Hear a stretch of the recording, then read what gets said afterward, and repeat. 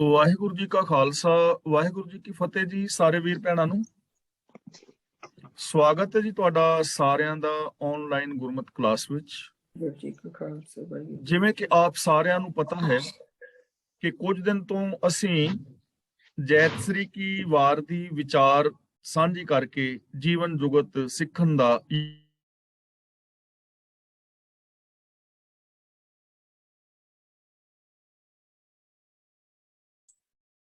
ਕੱਲ ਤੱਕ ਅਸੀਂ ਗਿਆਨੀ ਜੀ ਅਨਮਿਊਟ ਹੋ ਜਾਓ।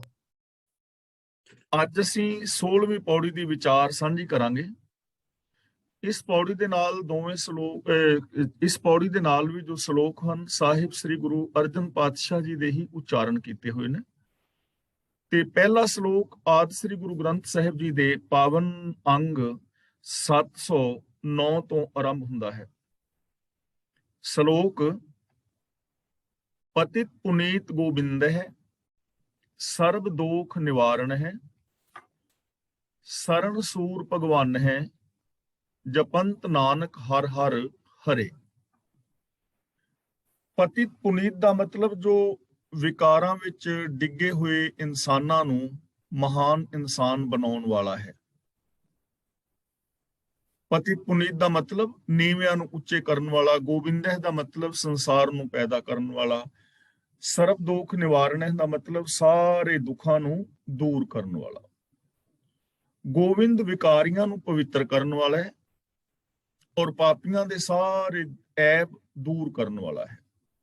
ਗੋਬਿੰਦ ਵਿਕਾਰੀਆਂ ਨੂੰ ਪਵਿੱਤਰ ਕਰਨ ਵਾਲਾ ਔਰ ਪਾਪੀਆਂ ਦੇ ਸਾਰੇ ਐਬ ਦੂਰ ਕਰਨ ਵਾਲਾ ਹੈ।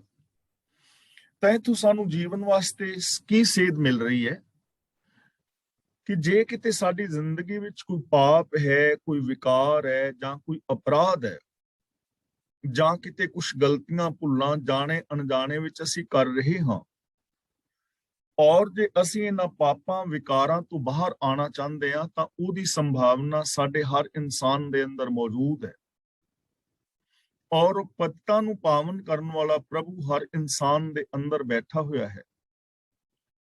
ਤਾਂ ਸਤਿਗੁਰੂ ਸੱਚੇ ਪਾਤਸ਼ਾਹ ਇਸ ਸੰਸਾਰ ਨੂੰ, ਸਮਾਜ ਨੂੰ ਪਾਪਾਂ ਤੋਂ ਮੁਕਤ ਵੇਖਣਾ ਚਾਹੁੰਦੇ ਨੇ ਤੇ ਨਾਲ ਸਾਧਨ ਦੱਸ ਰਹੇ ਨੇ ਕਿ ਪਿਆਰਿਓ, ਜੇ ਪਾਪਾਂ ਵਿਕਾਰਾਂ ਅਪਰਾਧਾਂ ਤੋਂ ਮੁਕਤ ਹੋਣਾ ਹੈ ਤਾਂ ਉਹਦੇ ਵਾਸਤੇ ਇੱਕ ਹੀ ਸਾਧਨ ਹੈ, ਗੋਬਿੰਦ ਦੇ ਨਾਲ ਜੁੜਨਾ, ਰੱਬੀ ਗੁਣਾਂ ਨੂੰ ਗਾਇਨ ਕਰਨਾ, ਰੱਬੀ ਗੁਣਾਂ ਨੂੰ ਆਪਣੀ ਜ਼ਿੰਦਗੀ ਵਿੱਚ ਇੰਪਲੀਮੈਂਟ ਕਰਨਾ।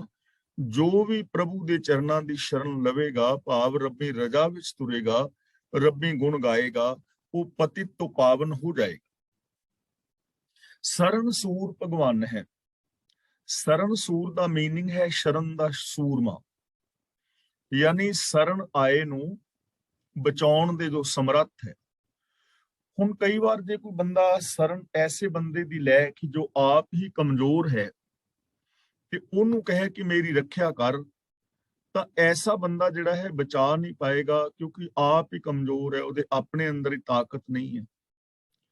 ਜੰਗਲ ਅੰਦਰ ਜਾ ਕੇ ਜੇ ਕੋਈ ਗਿੱਦੜ ਦੀ ਪਨਾਹ ਲੈ, ਗਿੱਦੜ ਦੀ ਸ਼ਰਨ ਲੈ, ਗਿੱਦੜ ਦੀ ਰਾਖੀ ਵਿੱਚ ਚਲਾ ਜਾਏ ਕਿ ਮੈਨੂੰ ਜੰਗਲ ਤੋਂ ਜਾਨਵਰਾਂ ਤੋਂ ਬਚਾ, ਤਾਂ ਗਿੱਦੜ ਬਚਾ ਨਹੀਂ ਪਾਏਗਾ। ਪਰ ਜੇ ਜੰਗਲ ਦੇ ਅੰਦਰ ਕਿਸੇ ਦਾ ਰਾਖਾ ਸ਼ੇਰ ਹੋਵੇ, ਕੋਈ ਸ਼ੇਰ ਦੀ ਸ਼ਰਨ ਵਿੱਚ ਹੋਵੇ, ਤਾਂ ਸ਼ੇਰ ਉਹਦੀ ਰਾਖੀ ਕਰਨ ਦੇ ਸਮਰੱਥ ਹੈ। ਸ਼ੇਰ ਉਹਨੂੰ ਆਮ ਜਾਨਵਰਾਂ ਤੋਂ ਬਚਾ ਸਕਦਾ ਹੈ। ਤਾਂ ਇਸੇ ਤਰ੍ਹਾਂ ਇਸ ਦੁਨੀਆ ਦੇ ਅੰਦਰ ਜਿੰਨੇ ਵੀ ਆ ਕਰਮ ਕਾਂਡ ਨੇ, ਚਾਹੇ ਉਹ ਤੀਰਥ ਯਾਤਰਾਵਾਂ ਨੇ ਜਾਂ ਜਪ ਤਪ ਸੰਜਮ ਨੇ ਜਾਂ ਹੋਰ ਪੀਰ ਫਕੀਰ ਮੜੀਆਂ ਕਬਰ ਨੇ, ਇਹ ਬਚਾਉਣ ਦੇ ਸਮਰੱਥ ਨਹੀਂ ਹਨ। ਜੋ ਪ੍ਰਭੂ ਹੈ ਉਹ ਸਰਨ ਆਏ ਦੀ ਰਾਖੀ ਕਰਨ ਦੇ ਸਮਰੱਥ ਹੈ। ਇਸ ਲਈ ਗੁਰੂ ਪਾਤਸ਼ਾਹ ਜੀ ਕਹਿੰਦੇ ਨੇ ਜਪੰਤ ਨਾਨਕ ਹਰ ਹਰ ਹਰੇ। ਜਪੰਤ ਦਾ ਮਤਲਬ ਜੋ ਜਪਦੇ ਨੇ। ਜਪ ਦਾ ਮਤਲਬ ਹੁੰਦਾ ਹੈ ਜਾਣਨਾ, ਸਾਂਝ ਪਾਣੀ। ਤਾਂ ਜੋ ਮਨੁੱਖ ਰੱਬੀ ਗੁਣਾਂ ਦੇ ਨਾਲ ਸਾਂਝ ਪਾਉਂਦੇ ਨੇ, ਜੋ ਪ੍ਰਭੂ ਦੀ ਸ਼ਰਨ ਵਿੱਚ ਆਉਂਦੇ ਨੇ, ਪ੍ਰਭੂ ਉਹਨਾਂ ਦੀ ਲਾਜ ਰੱਖਣ ਦੇ ਸਮਰੱਥ ਹੈ। ਪ੍ਰਭੂ ਉਹਨਾਂ ਦੀ ਰਾਖੀ ਕਰਨ ਦੇ ਸਮਰੱਥ ਹੈ। ਕਿਵੇਂ ਸਮਰੱਥ ਹੈ ਔਰ ਕਿਵੇਂ ਅਸੀਂ ਇਹਦਾ ਲਾਭ ਲੈ ਸਕਦੇ ਹਾਂ? ਹੁਣ ਜਿਵੇਂ ਸੱਚ ਹੈ ਨਾ, ਤੇ ਸੱਚ ਬੰਦੇ ਨੂੰ ਝੂਠ ਤੋਂ ਬਚਾਉਣ ਦੇ ਸਮਰੱਥ ਹੈ। ਸੱਚ ਦੀ ਸ਼ਰਨ ਵਿੱਚ ਆ ਜਾਓ ਸੱਚ ਬੋਲਣਾ ਸ਼ੁਰੂ ਕਰ ਦਿਓ, ਸੱਚ ਤੁਹਾਨੂੰ ਝੂਠ ਤੋਂ ਬਚਾ ਲਵੇਗਾ। ਸੰਤੋਖ ਦੀ ਸ਼ਰਨ ਵਿੱਚ ਆ ਜਾਓ, ਸੰਤੋਖ ਦੇ ਨਾਲ ਜੁੜ ਜਾਓ, ਸੰਤੋਖ ਦੇ ਧਾਰਨੀ ਹੋ ਜਾਓ, ਤਾਂ ਸੰਤੋਖ ਜਿਹੜਾ ਹੈ ਲੱਭ ਲੋਭ ਔਰ ਤ੍ਰਿਸ਼ਨਾ ਤੋਂ ਬਚਾਉਣ ਦੇ ਸਮਰੱਥ ਹੈ। ਦਇਆ ਕਰਨੀ ਆਰੰਭ ਕਰ ਦਿਓ ਤਾਂ ਦਇਆ ਤੁਹਾਨੂੰ ਕਠੋਰਤਾ ਤੋਂ ਬਚਾਉਣ ਦੇ ਸਮਰੱਥ ਹੈ। ਰੱਬ ਪ੍ਰੇਮ ਸਰੂਪ ਹੈ, ਤਾਂ ਜੇ ਪ੍ਰੇਮ ਦੀ ਸ਼ਰਨ ਵਿੱਚ ਆ ਜਾਓ, ਪ੍ਰੇਮ ਨੂੰ ਆਪਣੀ ਜ਼ਿੰਦਗੀ ਵਿੱਚ ਇੰਪਲੀਮੈਂਟ ਕਰ ਲਓ, ਤਾਂ ਪ੍ਰੇਮ ਦਾ ਜੋ ਗੁਣ ਹੈ ਉਹ ਤੁਹਾਨੂੰ ਨਫ਼ਰਤ ਤੋਂ ਬਚਾਉਣ ਦੇ ਸਮਰੱਥ ਹੈ। ਇਸ ਲਈ ਜੋ ਰੱਬੀ ਗੁਣਾਂ ਦੇ ਨਾਲ ਸਾਂਝ ਪਾਉਂਦੇ ਨੇ, ਪ੍ਰਭੂ ਉਹਨਾਂ ਨੂੰ ਵਿਕਾਰਾਂ ਤੋਂ ਬਚਾਉਣ ਦੇ ਸਮਰੱਥ ਹੈ ਔਰ ਉਹਨਾਂ ਨੂੰ ਵਿਕਾਰਾਂ ਤੋਂ ਬਚਾ ਲੈਂਦਾ ਹੈ। ਤਾਂ ਅਸੀਂ ਕਹਿ ਸਕਦੇ ਹਾਂ, ਜੋ ਵੀ ਇਨਸਾਨ ਪਤਿਤ ਤੋਂ ਪੁਨੀਤ ਹੋਣਾ ਚਾਹੁੰਦਾ ਹੈ, ਮਾੜੀਆਂ ਆਦਤਾਂ ਨੂੰ ਛੱਡ ਕੇ ਚੰਗੀਆਂ ਆਦਤਾਂ ਆਪਣੇ ਅੰਦਰ ਡਿਵੈਲਪ ਕਰਨਾ ਚਾਹੁੰਦਾ ਹੈ, ਨੈਗੇਟਿਵ ਤੋਂ ਪੋਜ਼ਿਟਿਵ ਹੋਣਾ ਚਾਹੁੰਦਾ ਹੈ, ਨਾਕਾਮਯਾਬ ਤੋਂ ਕਾਮਯਾਬ ਹੋਣਾ ਚਾਹੁੰਦਾ ਹੈ, ਅਸਫਲਤਾ ਦੇ ਰਾਹ ਤੋਂ ਸਫਲਤਾ ਦੇ ਰਾਹ ਵੱਲ ਵਧਣਾ ਚਾਹੁੰਦਾ ਹੈ, ਤਾਂ ਉਸ ਦੇ ਵਾਸਤੇ ਇੱਕੋ ਹੀ ਸਾਧਨ ਹੈ, ਰੱਬੀ ਰਜ਼ਾ ਦੇ ਵਿੱਚ ਤੁਰਨਾ ਔਰ ਰੱਬੀ ਗੁਣਾਂ ਦੇ ਧਾਰਨੀ ਹੋਣਾ, ਇਹਨਾਂ ਗੁਣਾਂ ਨੂੰ ਆਪਣੀ ਜ਼ਿੰਦਗੀ ਵਿੱਚ ਇੰਪਲੀਮੈਂਟ ਕਰਨਾ। ਛੱਡਿਓ ਹਬ ਆਪ ਲਗੜੋ ਚਰਣਾ ਪਾਸ। ਛੱਡਿਓ ਦਾ ਮਤਲਬ ਜਿਸ ਨੇ ਛੱਡ ਦਿੱਤਾ। ਹਬ ਆਪ ਦਾ ਮਤਲਬ ਆਪਾ ਭਾਵ, ਆਪਣਾ ਸਾਰਾ ਆਪਾ ਭਾਵ, ਅਹੰਕਾਰ, ਸਾਰਾ ਅਹੰਕਾਰ, ਈਗੋ ਪੂਰਨ ਤੌਰ ਤੇ ਜਿਸ ਨੇ ਖਤਮ ਕਰ ਦਿੱਤੀ। ਲਗੜੋ ਦਾ ਮਤਲਬ ਜੋ ਲੱਗਾ ਹੈ। ਚਰਣਾ ਪਾਸ ਦਾ ਮਤਲਬ ਪ੍ਰਭੂ ਦੇ ਚਰਨਾਂ ਨਾਲ, ਰੱਬੀ ਗੁਣਾਂ ਦੇ ਨਾਲ। ਜਿਸ ਮਨੁੱਖ ਨੇ ਆਪਣੇ ਅੰਦਰੋਂ ਆਪਾ ਭਾਵ ਮਿਟਾ ਦਿੱਤਾ, ਆਪਣਾ ਆਪਾ ਛੱਡ ਦਿੱਤਾ, ਔਰ ਜੋ ਮਨੁੱਖ ਪ੍ਰਭੂ ਦੇ ਚਰਨਾਂ ਨਾਲ ਜੁੜ ਗਿਆ, ਯਾਨੀ ਰੱਬੀ ਰਜ਼ਾ ਵਿੱਚ ਜਿਸ ਨੇ ਤੁਰਨਾ ਆਰੰਭ ਕੀਤਾ, ਜੋ ਰੱਬੀ ਗੁਣਾਂ ਦੇ ਨਾਲ ਜੁੜ ਗਿਆ। ਨੱਠੜੋ ਦੁੱਖ ਤਾਪ ਨਾਨਕ ਪ੍ਰਭ ਪੇਖੰਦਿਆਂ। ਪੇਖੰਦਿਆਂ ਦਾ ਮਤਲਬ ਵੇਖਦਿਆਂ ਹੀ, ਦਰਸ਼ਨ ਕਰਦਿਆਂ ਹੀ। ਨੱਠੜੋ ਦਾ ਮਤਲਬ ਨਸ ਗਏ। ਹੇ ਨਾਨਕ, ਪ੍ਰਭੂ ਦਾ ਦੀਦਾਰ ਕਰਨ ਨਾਲ ਉਸ ਤੇ ਸਾਰੇ ਦੁੱਖ ਕਲੇਸ਼ ਨਸ ਜਾਂਦੇ ਹਨ। ਉਹਦੇ ਸਾਰੇ ਦੁੱਖ ਕਲੇਸ਼ ਨਸ ਜਾਂਦੇ ਨੇ ਕਿਦੇ? ਜੋ ਰੱਬ ਦੇ ਦਰਸ਼ਨ ਕਰਦਾ ਹੈ। ਤਾਂ ਫਿਰ ਇਸ ਚੀਜ਼ ਨੂੰ ਥੋੜਾ ਸਮਝ ਲਈਏ। ਜਿਸ ਨੇ ਆਪਣਾ ਆਪਾ ਗਵਾ ਦਿੱਤਾ, ਆਪਣਾ ਹੰਕਾਰ ਛੱਡਿਆ, ਆਪਣੀ ਮੱਤ ਛੱਡੀ, ਜੋ ਰੱਬੀ ਰਜ਼ਾ ਦੇ ਅੰਦਰ ਤੁਰਨ ਲੱਗਿਆ, ਰੱਬੀ ਗੁਣਾਂ ਦਾ ਜੋ ਧਾਰਨੀ ਹੋਇਆ, ਉਹਨੇ ਫਿਰ ਇਸ ਦੁਨੀਆ ਦੇ ਅੰਦਰ ਪ੍ਰਭੂ ਦੇ ਦੀਦਾਰ ਕੀਤੇ, ਰੱਬ ਦੇ ਨਾਲ ਉਹ ਜੁੜਿਆ, ਸਾਰੇ ਸੰਸਾਰ ਵਿੱਚ ਉਸ ਨੂੰ ਵਸਦਾ ਨਿਰੰਕਾਰ ਨਜ਼ਰ ਨਹੀਂ ਪਿਆ, ਤਾਂ ਉਸ ਮਨੁੱਖ ਦੇ ਸਾਰੇ ਦੁੱਖ ਔਰ ਤਾਪ ਕਲੇਸ਼ ਆਦਿਕ ਲੈ ਗਏ। ਤਾਂ ਇਹਦਾ ਮਤਲਬ ਇਹ ਹੈ ਕਿ ਜੇ ਅਸੀਂ ਵੀ ਜਾਂ ਹੋਰ ਕੋਈ ਇਨਸਾਨ ਆਪਣੀ ਜ਼ਿੰਦਗੀ ਦੇ ਅੰਦਰੋਂ ਦੁੱਖ ਤਾਪ ਕਲੇਸ਼ ਦੂਰ ਕਰਨੇ ਚਾਹੁੰਦਾ ਹੈ, ਤਾਂ ਉਹਦੇ ਵਾਸਤੇ ਇੱਕੋ ਹੀ ਨਿਯਮ ਹੈ, ਰੱਬੀ ਰਜ਼ਾ ਵਿੱਚ ਤੁਰਨਾ ਔਰ ਰੱਬੀ ਗੁਣਾਂ ਦੇ ਧਾਰਨੀ ਹੋਣਾ। ਜੋ ਰੱਬੀ ਗੁਣਾਂ ਨੂੰ ਆਪਣੀ ਜ਼ਿੰਦਗੀ ਵਿੱਚ ਇੰਪਲੀਮੈਂਟ ਕਰਦਾ ਹੈ, ਉਹਦੇ ਦੁੱਖ ਤਾਪ ਆਦਿਕ ਨਸ ਜਾਂਦੇ ਨੇ, ਕਿਉਂਕਿ ਸਾਡੇ ਜੀਵਨ ਦੇ ਅੰਦਰ ਜਿੰਨੇ ਵੀ ਦੁੱਖ ਨੇ, ਪਾਪਾਂ, ਵਿਕਾਰਾਂ ਔਰ ਅਪਰਾਧਾਂ ਕਰਕੇ ਨੇ। ਪੌੜੀ। ਮੇਲ ਲਹਿਓ ਦਇਆਲ ਤਹਿ ਪਏ ਦੁਆਰਿਆ।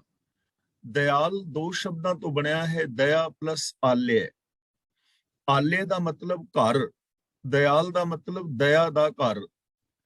ਤਹਿ ਪੈ ਦਾ ਮਤਲਬ ਆ ਡਿੱਗਾ ਹਾਂ ਜਾਂ ਆ ਡਿੱਗੇ ਹਾਂ। ਹੇ ਦਇਆ ਦੇ ਸਾਗਰ ਪ੍ਰਭੂ, ਮੈਂ ਤੇਰੇ ਦਰ ਤੇ ਆ ਡਿੱਗਾ ਹਾਂ, ਭਾਵ ਮੈਂ ਤੇਰੇ ਚਰਨਾਂ ਦੀ ਸ਼ਰਨ ਵਿੱਚ ਆਇਆ ਹਾਂ। ਮੈਨੂੰ ਆਪਣੇ ਚਰਨਾਂ ਦੇ ਨਾਲ ਜੋੜ ਲੈ, ਮੈਨੂੰ ਆਪਣੀ ਸ਼ਰਨ ਦੇ ਅੰਦਰ ਰੱਖ। ਤਾਂ ਇਥੋਂ ਸਾਡੇ ਵਾਸਤੇ ਇੱਕ ਨਿਯਮ ਹੈ, ਸਾਨੂੰ ਅਸੂਲ ਮਿਲ ਰਿਹਾ ਹੈ ਜ਼ਿੰਦਗੀ ਦਾ, ਕਿ ਜੇ ਅਸੀਂ ਸੁਖ ਸ਼ਾਂਤੀ ਆਨੰਦ ਖੇੜਾ ਪ੍ਰਸੰਨਤਾ ਚਾਹੁੰਦੇ ਹਾਂ, ਤਾਂ ਸਾਨੂੰ ਆਪਣੀ ਮੱਤ ਛੱਡ ਕੇ ਗੁਰੂ ਦੀ ਮੱਤ ਦੇ ਧਾਰਨੀ ਹੋਣਾ ਚਾਹੀਦਾ ਹੈ। ਸਾਨੂੰ ਰੱਬੀ ਰਜ਼ਾ ਮੁਤਾਬਕ ਜ਼ਿੰਦਗੀ ਜੀਣੀ ਚਾਹੀਦੀ ਹੈ। ਆਪਣੇ ਜੀਵਨ ਦੇ ਅੰਦਰ ਇਹ ਤਾਂਘ ਪੈਦਾ ਕਰਨੀ ਚਾਹੀਦੀ ਹੈ ਕਿ ਮੈਂ ਰੱਬੀ ਰਜ਼ਾ ਦੇ ਅੰਦਰ ਤੁਰਾਂ। ਰੱਖ ਲੇਵੋ ਦੀਨ ਦਇਆਲ ਭ੍ਰਮਤ ਬਹੁ ਹਾਰਿਆ। ਇਸ ਸ਼ਬਦ ਨੂੰ ਭਰਮਤ ਨਹੀਂ ਪੜਨਾ, ਅੱਧਾ ਰਾਰਾ ਹੈ, ਅੱਧਾ ਹੀ ਉਚਾਰਨ ਕਰਨਾ ਹੈ। ਭ੍ਰਮਤ। ਰੱਖ ਲੇਵੋ ਦੀਨ ਦਇਆਲ ਭ੍ਰਮਤ ਬਹੁ ਹਾਰਿਆ। ਦੀਨ ਦਇਆਲ ਦਾ ਮਤਲਬ ਜੋ ਦੀਨਾਂ ਤੇ ਦਇਆ ਕਰਨ ਵਾਲਾ ਹੈ। ਦੀਨਾਂ ਤੇ ਦਇਆ ਕਰਨ ਵਾਲਾ, ਜੋ ਦੀਨਾਂ ਨੂੰ ਮਹਾਨ ਬਣਾਉਣ ਵਾਲਾ ਹੈ। ਤਾਂ ਦੀਨ ਦਾ ਮਤਲਬ ਗਰੀਬ, ਤੇ ਗਰੀਬ ਦਾ ਮਤਲਬ ਪੈਸੇ ਕਰਕੇ ਗਰੀਬ ਨਹੀਂ। ਇੱਥੇ ਪੈਸੇ ਦੀ ਅਮੀਰੀ ਗਰੀਬੀ ਦੀ ਗੱਲ ਨਹੀਂ ਹੋ ਰਹੀ ਹੈ। ਅਸਲ ਦੇ ਅੰਦਰ ਦੀਨ ਕੌਣ ਹੈ, ਗੁਰਬਾਣੀ ਚੋਂ ਹੀ ਸਾਨੂੰ ਸਮਝਣਾ ਪਵੇਗਾ। ਗੁਰੂ ਸਾਹਿਬ ਜੀ ਪਾਵਨ ਬਾਣੀ ਵਿੱਚ ਬਚਨ ਕਰਦੇ ਹਨ, ਕਹੋ ਕਬੀਰ ਨਿਰਧਨ ਹੈ ਸੋਈ, ਜਾ ਕੇ ਹਿਰਦੈ ਨਾਮ ਨਾ ਹੋਈ। ਅਸਲ ਦੇ ਅੰਦਰ ਗਰੀਬ ਉਹ ਹੈ ਜਿਸ ਦੇ ਹਿਰਦੇ ਦੇ ਅੰਦਰ ਰੱਬੀ ਗੁਣ ਨਹੀਂ ਹਨ, ਜੋ ਰੱਬੀ ਸੋਚ ਮੁਤਾਬਕ, ਰੱਬੀ ਰਜ਼ਾ ਮੁਤਾਬਕ ਜ਼ਿੰਦਗੀ ਨਹੀਂ ਜੀਂਦਾ, ਜਿਹਦੇ ਅੰਦਰ ਪਾਪ ਔਰ ਵਿਕਾਰ ਅਪਰਾਧ ਨੇ। ਅਸਲ ਦੇ ਅੰਦਰ ਉਹ ਬੰਦਾ ਦੀਨ ਔਰ ਗਰੀਬ ਹੈ। ਤੇ ਜਿਸ ਮਨੁੱਖ ਦੇ ਅੰਦਰ ਸ਼ੁਭ ਗੁਣ ਨੇ, ਅਸਲੀ ਅਮੀਰ ਔਰ ਅਸਲੀ ਇੱਜ਼ਤ ਵਾਲਾ ਬੰਦਾ ਉਹ ਹੈ ਜਿਹਦੇ ਹਿਰਦੇ ਦੇ ਅੰਦਰ ਭਗਵੰਤ ਹੈ। ਉਹੀ ਧਨਵੰਤ ਹੈ, ਉਹੀ ਕੁਲਵੰਤ ਹੈ, ਉਹੀ ਪਤਵੰਤ ਹੈ।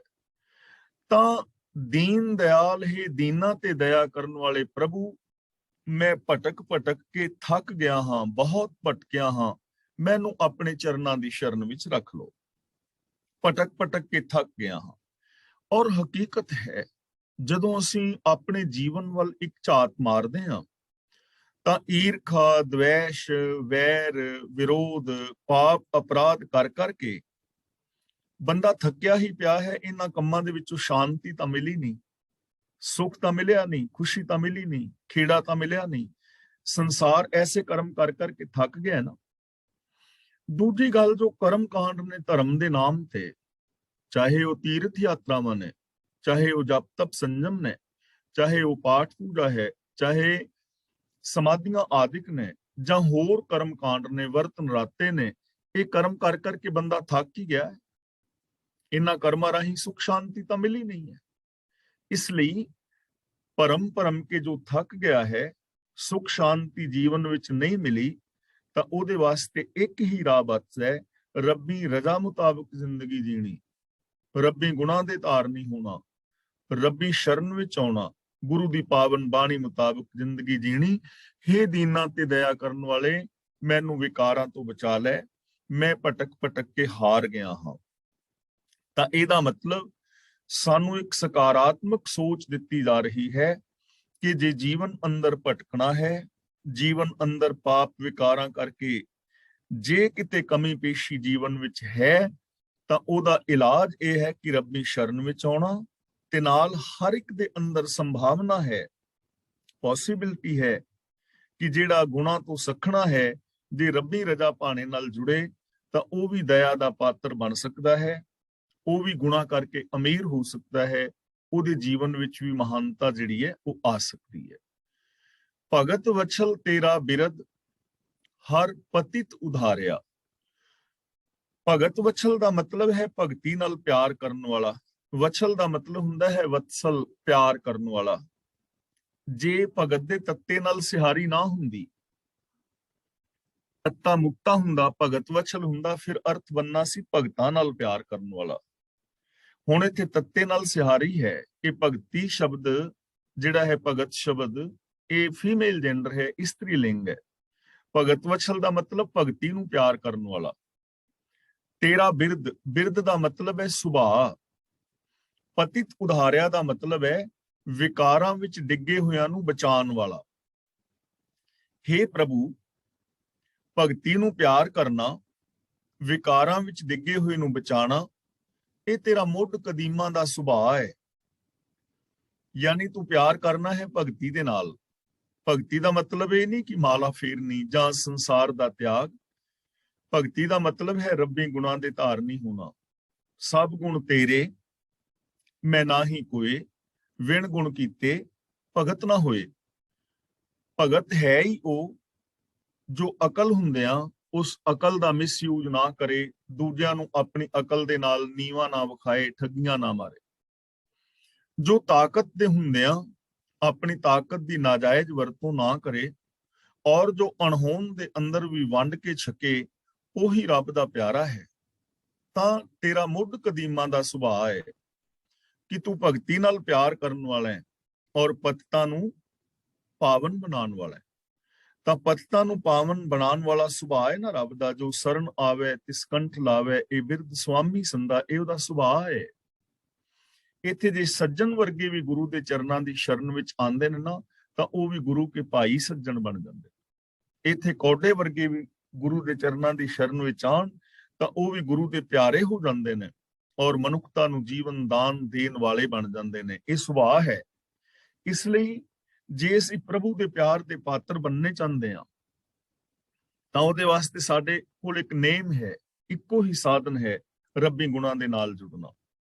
ਔਰ ਜੇ ਪਤਿਤ ਮਨੁੱਖ ਪਾਵਨ ਹੋਣਾ ਚਾਹੇ ਤਾਂ ਕੋਈ ਵੀ ਮਨੁੱਖ ਕਿਸੇ ਵੀ ਸਮੇਂ ਪਤਿਤ ਤੋਂ ਪਾਵਨ ਹੋ ਸਕਦਾ ਹੈ, ਨੀਵੇਂ ਤੋਂ ਉੱਚਾ ਹੋ ਸਕਦਾ ਹੈ, ਉੱਚੇ ਸੁੱਚੇ ਆਚਰਨ ਵਾਲਾ ਬਣ ਸਕਦਾ ਹੈ, ਜੇ ਉਹ ਰੱਬੀ ਗੁਣਾਂ ਦੇ ਨਾਲ ਜੁੜਦਾ ਹੈ। ਤੁਝ ਬਿਨ ਨਾਹੀ ਕੋਏ ਬਿਨੋ ਮੋਹਿ ਸਾਰਿਆ। ਸਾਰਿਆ ਦਾ ਮਤਲਬ ਸਾਰ ਲੈਣ ਵਾਲਾ, ਸਿਰੇ ਚਾੜਨ ਵਾਲਾ। ਬਿਨੋ ਮੋਹਿ ਦਾ ਮਤਲਬ ਮੇਰੀ ਬੇਨਤੀ। हे ਪ੍ਰਭੂ, ਤੇਰੇ ਤੋਂ ਬਿਨਾ ਹੋਰ ਕੋਈ ਨਹੀਂ ਜੋ ਮੇਰੀ ਇਸ ਬੇਨਤੀ ਨੂੰ ਸਿਰੇ ਚਾੜ ਸਕੇ। ਹੋਰ ਕੋਈ ਨਹੀਂ ਹੈ ਜੋ ਮੇਰੇ ਇਸ ਕਾਮਯਾਬੀ ਦੇ ਅੰਦਰ ਮੇਰੀ ਸਹਾਇਤਾ ਕਰ ਸਕੇ। ਹੋਰ ਕੋਈ ਥਾਂ ਨਹੀਂ ਹੈ ਜਿਹਦੇ ਅੱਗੇ ਮੈਂ ਜਾ ਕੇ ਬੇਨਤੀਆਂ ਕਰਾਂ, ਜਿਹਦੇ ਅੱਗੇ ਮੈਂ ਅਰਦਾਸਾਂ ਕਰਾਂ, ਜਿਹੜਾ ਮੈਨੂੰ ਪਾਪਾਂ ਵਿਕਾਰਾਂ ਤੋਂ ਬਚਾ ਸਕਦਾ ਹੋਵੇ। ਹੋਰ ਕੋਈ ਸਾਧਨ ਨਹੀਂ ਹੈ। ਕੋਈ ਵਰਤ, ਕੋਈ ਨਰਾਤਾ, ਕੋਈ ਸਰਾਧ, ਕੋਈ ਤੀਰਥ ਯਾਤਰਾ, ਕੋਈ ਜਪ ਤਪ ਸੰਜਮ, ਕੋਈ ਸਮਾਧੀ ਮੈਨੂੰ ਇਹਨਾਂ ਵਿਕਾਰਾਂ ਤੋਂ ਨਹੀਂ ਬਚਾ ਸਕਦੀ। ਇਸ ਲਈ ਤੇਰੇ ਤੋਂ ਬਿਨਾ ਕੋਈ ਹੋਰ ਥਾਂ ਨਹੀਂ ਜਿੱਥੇ ਮੇਰੀ ਇਹ ਬੇਨਤੀ ਪੂਰੀ ਹੋ ਸਕੇ, ਜਿੱਥੇ ਮੇਰੀ ਇਹ ਤਾਂਘ ਪੂਰੀ ਹੋ ਸਕੇ। ਤਾਂ ਇਹਦਾ ਮਤਲਬ ਕਿ ਸਾਡੀ ਇੱਕੋ ਹੀ ਥਾਂ ਤੇ ਪੂਰੀ ਪੈ ਸਕਦੀ ਹੈ। ਵਿਕਾਰਾਂ ਤੋਂ ਬਚਿਆ ਜਾ ਸਕਦਾ ਹੈ ਜੇ ਰੱਬੀ ਗੁਣਾਂ ਦੇ ਨਾਲ ਜੁੜਿਆ ਜਾਏ। ਦੁੱਖਾਂ ਤੋਂ ਛੁਟਕਾਰਾ ਮਿਲ ਸਕਦਾ ਹੈ ਜੇ ਰੱਬੀ ਰਜ਼ਾ ਮੁਤਾਬਕ ਤੁਰਿਆ ਜਾਏ। ਹੋਰ ਕੋਈ ਸਾਧਨ ਨਹੀਂ ਹੈ, ਹੋਰ ਕੋਈ ਟਿਕਾਣਾ ਨਹੀਂ ਹੈ। ਕੋਈ ਜੋਤਸ਼ੀ, ਕੋਈ ਬਾਬਾ, ਕੋਈ ਜੰਤਰ, ਕੋਈ ਮੰਤਰ, ਕੋਈ ਤੰਤਰ ਸਾਨੂੰ ਦੁੱਖਾਂ ਤੋਂ ਨਹੀਂ ਬਚਾ ਸਕਦਾ। ਇੱਕ ਹੀ ਸਾਧਨ ਹੈ ਤੇ ਉਹ ਸਾਧਨ ਹੈ ਰੱਬੀ ਰਜ਼ਾ ਵਿੱਚ ਤੁਰਨਾ, ਲਾ ਆਫ ਨੇਚਰ ਨੂੰ ਫੋਲੋ ਕਰਨਾ, ਰੱਬ ਦੇ ਭਾਣੇ ਵਿੱਚ ਜ਼ਿੰਦਗੀ ਗੁਜ਼ਾਰਨੀ ਔਰ ਰੱਬੀ ਗੁਣਾਂ ਦੇ ਧਾਰਨੀ ਹੋਣਾ। ਕਰ ਗਹਿ ਲੇਹੁ ਦਇਆਲ ਸਾਗਰ ਸੰਸਾਰਿਆ। ਇਹ ਦਇਆਲ ਸ਼ਬਦ ਨੂੰ ਦਿਆਲ ਨਹੀਂ ਪੜਨਾ। ਦਿਆਲ ਆਮ ਕਰਕੇ 98, 97, 98% ਵੀਰ ਪੈਣਾ ਦਿਆਲ ਬੋਲਦੇ ਨੇ। ਦਿਆਲ ਨਹੀਂ।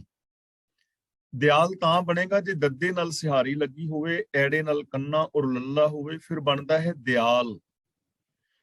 ਇੱਥੇ ਈੜੀ ਨਾਲ ਸਿਹਾਰੀ ਹੈ, ਇਸ ਨੂੰ ਬੋਲਣਾ ਹੈ ਦਇਆਲ। ਜਿਵੇਂ ਦਇਆ, ਦਇਆ ਦੇ ਨਾਲ ਲ ਜੋੜ ਦੇਣਾ ਹੈ, ਦਇਆਲ। ਕਰ ਦਾ ਮਤਲਬ ਹੱਥ, ਗਹਿ ਦਾ ਮਤਲਬ ਫੜ ਕੇ, ਲੇਹੁ ਦਾ ਮਤਲਬ ਲੋ, ਸਾਗਰ ਸੰਸਾਰਿਆ ਦਾ ਮਤਲਬ ਸੰਸਾਰ ਸਮੁੰਦਰ, ਵਿਕਾਰਾਂ ਦਾ ਸਾਗਰ। ਹੇ ਦਇਆ ਦੇ ਸਾਗਰ, ਹੇ ਦਇਆਲੂ ਪ੍ਰਭੂ, ਮੇਰਾ ਹੱਥ ਫੜ ਲੈ ਤੇ ਮੈਨੂੰ ਸੰਸਾਰ ਸਮੁੰਦਰ ਚੋਂ ਬਚਾ ਲੈ। ਮੇਰਾ ਹੱਥ ਫੜ ਲੈ ਔਰ ਮੈਨੂੰ ਸੰਸਾਰ ਸਮੁੰਦਰ ਤੋਂ ਬਚਾ ਲੈ। ਤਾਂ ਜਿਹੜਾ ਆਪਣਾ ਹੱਥ ਪ੍ਰਭੂ ਨੂੰ ਫੜਾ ਦੇਗਾ, ਗੁਰੂ ਨੂੰ ਫੜਾ ਦੇਗਾ, ਗੁਰੂ ਉਸ ਨੂੰ ਸੰਸਾਰ ਸਮੁੰਦਰ ਤੋਂ ਬਚਾ ਲਵੇਗਾ। ਜ਼ਰੂਰਤ ਹੈ ਆਪਣਾ ਹੱਥ ਫੜਾਉਣ ਦੀ। ਅਸੀਂ ਗੁਰੂ ਨਾਨਕ ਪਾਤਸ਼ਾਹ ਜੀ ਦੇ ਪਾਵਨ ਜੀਵਨ ਚੋਂ ਸਾਖੀਆਂ ਪੜ੍ਹਦੇ ਹਾਂ ਨਾ, ਆਮ ਇਤਿਹਾਸਕਾਰ ਸਾਨੂੰ ਇਹ ਸੁਣਾਉਂਦੇ ਹਨ, ਆਮ ਪ੍ਰਚਾਰਕ ਸਾਨੂੰ ਸੁਣਾਉਂਦੇ ਹਨ ਕਿ ਭਾਈ ਲਹਿਣਾ ਜੀ ਗੁਰੂ ਨਾਨਕ ਪਾਤਸ਼ਾਹ ਜੀ ਦੇ ਦੀਦਾਰ ਕਰਨ ਵਾਸਤੇ ਗਏ ਨੇ ਤੇ ਉਹਨਾਂ ਨੇ ਘੋੜੀ ਦੀ ਲਗਾਮ ਫੜ ਲਈ ਕਿ ਲਿਆ ਮੈਂ ਤੈਨੂੰ ਗੁਰੂ ਨਾਨਕ ਦੇਵ ਦੇ ਘਰ ਵਿੱਚ ਪਹੁੰਚਾ ਦਿੰਦਾ। ਭਾਈ ਲਹਿਣਾ ਜੀ ਨੇ ਘੋੜੀ ਦੀ ਲਗਾਮ ਫੜਾ ਦਿੱਤੀ। ਇਹ ਸਾਖੀਕਾਰ ਅੱਗੇ ਚੱਲ ਕੇ ਕਹਿੰਦੇ ਨੇ ਕਿ ਭਾਈ ਲਹਿਣਾ ਜੀ ਨੂੰ ਗੁਰੂ ਨਾਨਕ ਪਾਤਸ਼ਾਹ ਨੇ ਕਿਹਾ ਵੀ ਘੋੜੀ ਇੱਥੇ ਬੰਨ੍ਹ ਦੇ। ਉਸਨੇ ਘੋੜੀ ਬੰਨ੍ਹ ਦਿੱਤੀ ਔਰ ਗੁਰੂ ਨਾਨਕ ਪਾਤਸ਼ਾਹ ਦੇ ਦਰਸ਼ਨ ਕਰਨ ਲਈ ਜਦੋਂ ਧਰਮਸ਼ਾਲਾ ਵਿੱਚ ਪਹੁੰਚੇ ਤੇ ਜਾ ਕੇ ਵੇਖਦੇ ਨੇ ਕਿ ਉਹੀ ਬਜ਼ੁਰਗ, ਉਹੀ ਬਾਬਾ ਜੋ ਘੋੜੀ ਦੀ ਲਗਾਮ ਫੜ ਕੇ ਲਿਆਇਆ ਹੈ, ਗੁਰੂ ਨਾਨਕ ਦੇਵ ਉਹੀ ਹੈ। ਯਾਨੀ ਗੁਰੂ ਨਾਨਕ ਦੇਵ ਨੂੰ ਉਹ ਪਹਿਚਾਨ ਨਹੀਂ ਪਾਏ। ਜਦੋਂ ਪਹਿਚਾਣਿਆ ਵੀ ਉਹੀ ਹੈ, ਮੁਆਫੀ ਮੰਗੀ ਕਿ ਪਾਤਸ਼ਾਹ ਗਲਤੀ ਹੋ ਗਈ ਕਿ ਮੈਂ ਤੁਹਾਨੂੰ ਲਗਾਮ ਫੜਾ ਦਿੱਤੀ ਔਰ ਤੁਸੀਂ ਘੋੜੀ ਫੜ ਕੇ ਲਿਆਏ। ਤੇ ਸਾਖੀਕਾਰ ਲਿਖਦਾ ਹੈ ਕਿ ਗੁਰੂ ਨਾਨਕ ਦੇਵ ਜੀ ਮੁਸਕਰਾਏ, ਕਹਿਣ ਲੱਗੇ ਭਾਈ ਲਹਿਣਿਆ, ਜੇ ਤੂੰ ਘੋੜੀ ਦੀ ਲਗਾਮ ਮੈਨੂੰ ਨਾ ਫੜਾਂਦਾ ਤੇ ਹੋ ਸਕਦਾ ਤੂੰ ਮੇਰੇ ਘਰ ਵਿੱਚ ਨਾ ਆ ਸਕਦਾ। ਜਿਹੜਾ ਆਪਣੀ ਘੋੜੀ ਦੀ ਲਗਾਮ ਮੈਨੂੰ ਫੜਾ ਦਿੰਦਾ ਉਹਨੂੰ ਮੈਂ ਆਪਣੇ ਘਰ ਲੈ ਆਉਂਦਾ ਵਾਂ। ਠੀਕ ਹੈ ਨਾ। ਇਹ ਸਾਖੀ ਦੇ ਵਿੱਚੋਂ ਇਹ ਭਾਵ ਕੱਢਿਆ ਜਾ ਰਿਹਾ। ਤੇ ਉਹ ਲਗਾਮ ਕਿਹੜੀ ਹੈ ਘੋੜੀ ਦੀ ਜਿਹੜੀ ਅਸੀਂ ਫੜਾਣੀ ਹੈ? ਸਾਡੀ ਸੋਚ, ਸਾਡੀ ਮੱਤ, ਆਪਣੀ ਸੋਚ ਦੀ, ਆਪਣੀ ਮੱਤ ਦੀ ਲਗਾਮ ਗੁਰੂ ਨੂੰ ਫੜਾ ਦਿਓ ਤੇ ਗੁਰੂ ਤੁਹਾਨੂੰ ਆਪਣੇ ਘਰ ਲੈ ਜਾਏਗਾ। ਤੇ ਭਾਈ ਲਹਿਣਾ ਜੀ ਨੇ ਫਿਰ ਉਹ ਘੋੜੀ ਪੱਕੇ ਤੌਰ ਤੇ ਉੱਥੇ ਬੰਨ ਦਿੱਤੀ, ਫਿਰ ਖੋਲੀ ਨਹੀਂ ਹੈ। ਤੇ ਭਾਈ ਲਹਿਣਾ ਜੀ ਫਿਰ ਭਾਈ ਲਹਿਣਾ ਨਹੀਂ ਰਹੇ, ਉਹ ਗੁਰੂ ਅੰਗਦ ਪਾਤਸ਼ਾਹ ਬਣ ਗਏ। ਤਾਂ ਜ਼ਰੂਰਤ ਹੈ, ਇਹਨੂੰ ਕਹਿੰਦੇ ਨੇ ਕਰ ਗਏ ਲਿਹੋ। ਹੁਣ ਜੇ ਹੱਥ ਫੜਾਓਗੇ ਤਾਂ ਹੀ ਗੁਰੂ ਫੜੇਗਾ ਨਾ ਹੱਥ। ਆਮ ਜੋ ਬੰਦਾ ਹੈ ਉਹ ਇਹ ਕਹਿਣਾ ਚਾਹੁੰਦਾ ਹੈ ਕਿ ਮੇਰਾ ਹੱਥ ਫੜ ਕੇ ਮੈਨੂੰ ਬਚਾ ਲਓ ਜੀ, ਮੇਰੀਆਂ ਕੋਠੀਆਂ ਬਣਾ ਦਿਓ ਜੀ, ਮੇਰੀਆਂ ਕਾਰਾਂ ਬਣਾ ਦਿਓ ਜੀ, ਜਾਂ ਇਹ ਜਾਂ ਉਹ, ਸਾਨੂੰ ਦੁੱਖਾਂ ਤੋਂ ਬਚਾਓ। ਹੱਥ ਫੜਾਉਣ ਦਾ ਮਤਲਬ ਹੈ ਆਪਣੀ ਮੱਤ ਛੱਡ ਕੇ ਗੁਰੂ ਦੀ ਮੱਤ ਫੜ ਲੈਣੀ, ਗੁਰੂ ਦੀ ਮੱਤ ਦੇ ਧਾਰ ਨਹੀਂ ਹੋ ਜਾਣਾ। ਹੇ ਮਾਲਕ, ਰਹਿਮਤ ਕਰੋ, ਮੇਰਾ ਜੀਵਨ, ਮੈਨੂੰ ਜੀਵਨ ਦਾ ਸਹੀ ਰਾਸਤਾ ਵਿਖਾਓ, ਮੇਰਾ ਹੱਥ ਫੜ ਕੇ ਮੈਨੂੰ ਇਹਨਾਂ ਵਿਕਾਰਾਂ ਤੋਂ ਬਚਾਓ। ਹੁਣ ਜਦੋਂ ਅਸੀਂ ਆਪਣੀ ਮੱਤ ਗੁਰੂ ਦੇ ਚਰਨਾਂ ਵਿੱਚ ਰੱਖ ਦਿਆਂਗੇ ਔਰ ਗੁਰੂ ਦੀ ਮੱਤ ਦੇ ਧਾਰ ਨਹੀਂ ਹੋ ਜਾਵਾਂਗੇ, ਗੁਰੂ ਤੋਂ ਗਿਆਨ ਦੀ ਦਾਤ ਲਵਾਂਗੇ, ਵਿਵੇਕ ਬੁੱਧ ਲਵਾਂਗੇ, ਤਾਂ ਅਸੀਂ ਵਿਕਾਰਾਂ ਤੋਂ ਬਚ ਜਾਵਾਂਗੇ। ਕਿਉਂਕਿ ਗੁਰੂ ਦੀ ਮੱਤ ਸਾਨੂੰ ਵਿਕਾਰਾਂ ਵੱਲ ਜਾਣ ਨਹੀਂ ਦੇਵੇਗੀ। ਜੇ ਅਸੀਂ ਝੂਠ ਬੋਲਾਂਗੇ ਨਾ, ਕਿ ਬੋਲਣ ਦਾ ਮੂਡ ਬਣੇਗਾ, ਤਾਂ ਅੰਦਰੋਂ ਆਵਾਜ਼ ਆਏਗੀ, ਕੂੜ ਬੋਲ ਮੁਰਦਾਰ ਖਾਏ। ਗੁਰੂ ਦੀ ਪਾਵਨ ਬਾਣੀ ਸਾਨੂੰ ਵਿਕਾਰਾਂ ਤੋਂ ਬਚਾਏਗੀ। ਇਸ ਲਈ ਜੇ ਕੋਈ ਚਾਹੁੰਦਾ ਹੈ ਦੁੱਖਾਂ ਤੋਂ ਬਚਣਾ, ਤਾਂ ਉਹਦੇ ਵਾਸਤੇ ਇੱਕੋ ਸਾਧਨ ਹੈ ਕਿ ਮਨ ਦੀ ਮੱਤ ਛੱਡ ਕੇ ਗੁਰੂ ਦੀ ਮੱਤ ਦੇ ਧਾਰਨੀ ਹੋਇਆ ਜਾਏ ਔਰ ਰੱਬੀ ਰਜ਼ਾ ਪਾਣੇ ਵਿੱਚ ਤੁਰਿਆ ਜਾਏ।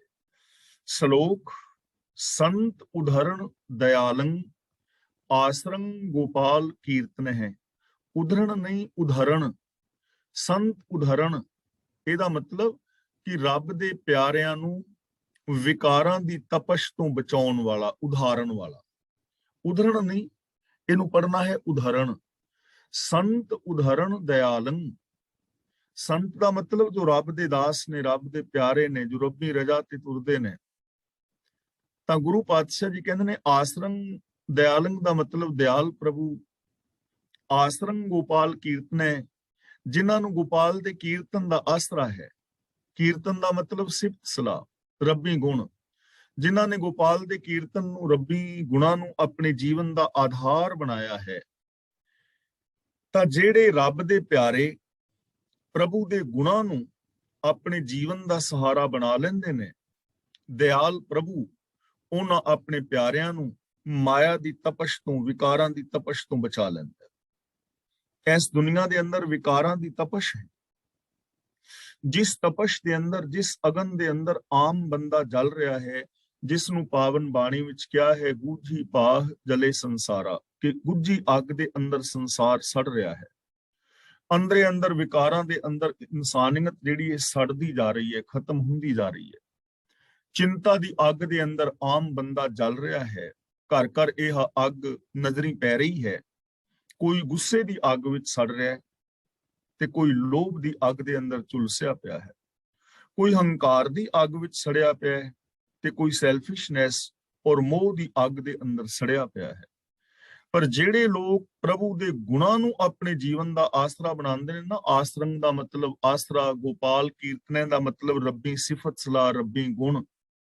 ਜੋ ਰੱਬੀ ਗੁਣਾਂ ਨੂੰ ਆਪਣੀ ਜ਼ਿੰਦਗੀ ਦਾ ਆਧਾਰ ਬਣਾ ਲੈਂਦੇ ਨੇ, ਦਿਆਲੂ ਪ੍ਰਭੂ ਉਹਨਾਂ ਨੂੰ ਵਿਕਾਰਾਂ ਦੀ ਅੱਗ ਵਿੱਚ ਸੜਨ ਤੋਂ ਬਚਾ ਲੈਂਦਾ ਹੈ। ਹੁਣ ਕਿਵੇਂ ਬਚਾ ਲੈਂਦਾ ਹੈ? ਦੇਖੋ, ਮੈਂ ਈਰਖਾ ਦੀ ਅੱਗ ਵਿੱਚ ਸੜ ਰਿਹਾ ਹਾਂ, ਤੇ ਜੇ ਮੈਂ ਪ੍ਰਭੂ ਦੀ ਸ਼ਰਨ ਵਿੱਚ ਆ ਜਾਵਾਂ ਔਰ ਪ੍ਰੇਮ ਦਾ ਧਾਰਨੀ ਹੋ ਜਾਵਾਂ, ਗੁਰਮਤਿ ਤੋਂ ਮੈਨੂੰ ਪ੍ਰੇਮ ਦੀ ਦਾਤ ਮਿਲੇ ਕਿ ਸਭ ਦੇ ਨਾਲ ਪਿਆਰ ਨਾਲ ਰਹਿਣਾ ਹੈ, ਤਾਂ ਪਿਆਰ ਅੰਦਰ ਪ੍ਰਗਟ ਹੁੰਦਿਆਂ ਹੀ ਈਰਖਾ ਦੀ ਅੱਗ ਬੁਝ ਜਾਏਗੀ। ਨਿਮਰਤਾ ਧਾਰਨ ਕਰਦਿਆਂ ਹੀ ਹੰਕਾਰ ਦੀ ਅੱਗ ਬੁਝ ਜਾਏਗੀ। ਗੁਰੂ ਜੀ ਸਾਨੂੰ ਕਹਿੰਦੇ ਨੇ ਨਾ, ਮਿੱਠਤ ਨੀਵੀਂ ਨਾਨਕਾ ਗੁਣ ਚੰਗਿਆਈਆਂ ਤਤ। ਨਿਰਮਲੰ ਸੰਤ ਸੰਗੇਣ ਓਟ ਨਾਨਕ ਪਰਮੇਸ਼ਰ ਹੈ। ਸੰਤ ਸੰਗੇਣ ਦਾ ਮਤਲਬ ਰੱਬ ਦੇ ਪਿਆਰਿਆਂ ਦੀ ਸੰਗਤ ਕੀਤਿਆਂ। ਰੱਬ ਦੇ ਪਿਆਰਿਆਂ ਦੀ ਸੰਗਤ ਕੀਤਿਆਂ ਪਵਿੱਤਰ ਹੋ ਜਾਈਦਾ। ਨਿਰਮਲ, ਨਿਰਮਲੰ ਦਾ ਮਤਲਬ ਨਿਰਮਲ, ਮੈਲ ਤੋਂ ਰਹਿਤ। ਜੇ ਰੱਬ ਦੇ ਪਿਆਰਿਆਂ ਦੀ ਸੰਗਤ ਕਰੋਗੇ ਔਰ ਪ੍ਰਭੂ ਦੀ ਓਟ ਲਓਗੇ ਤਾਂ ਨਿਰਮਲ ਹੋ ਜਾਓਗੇ।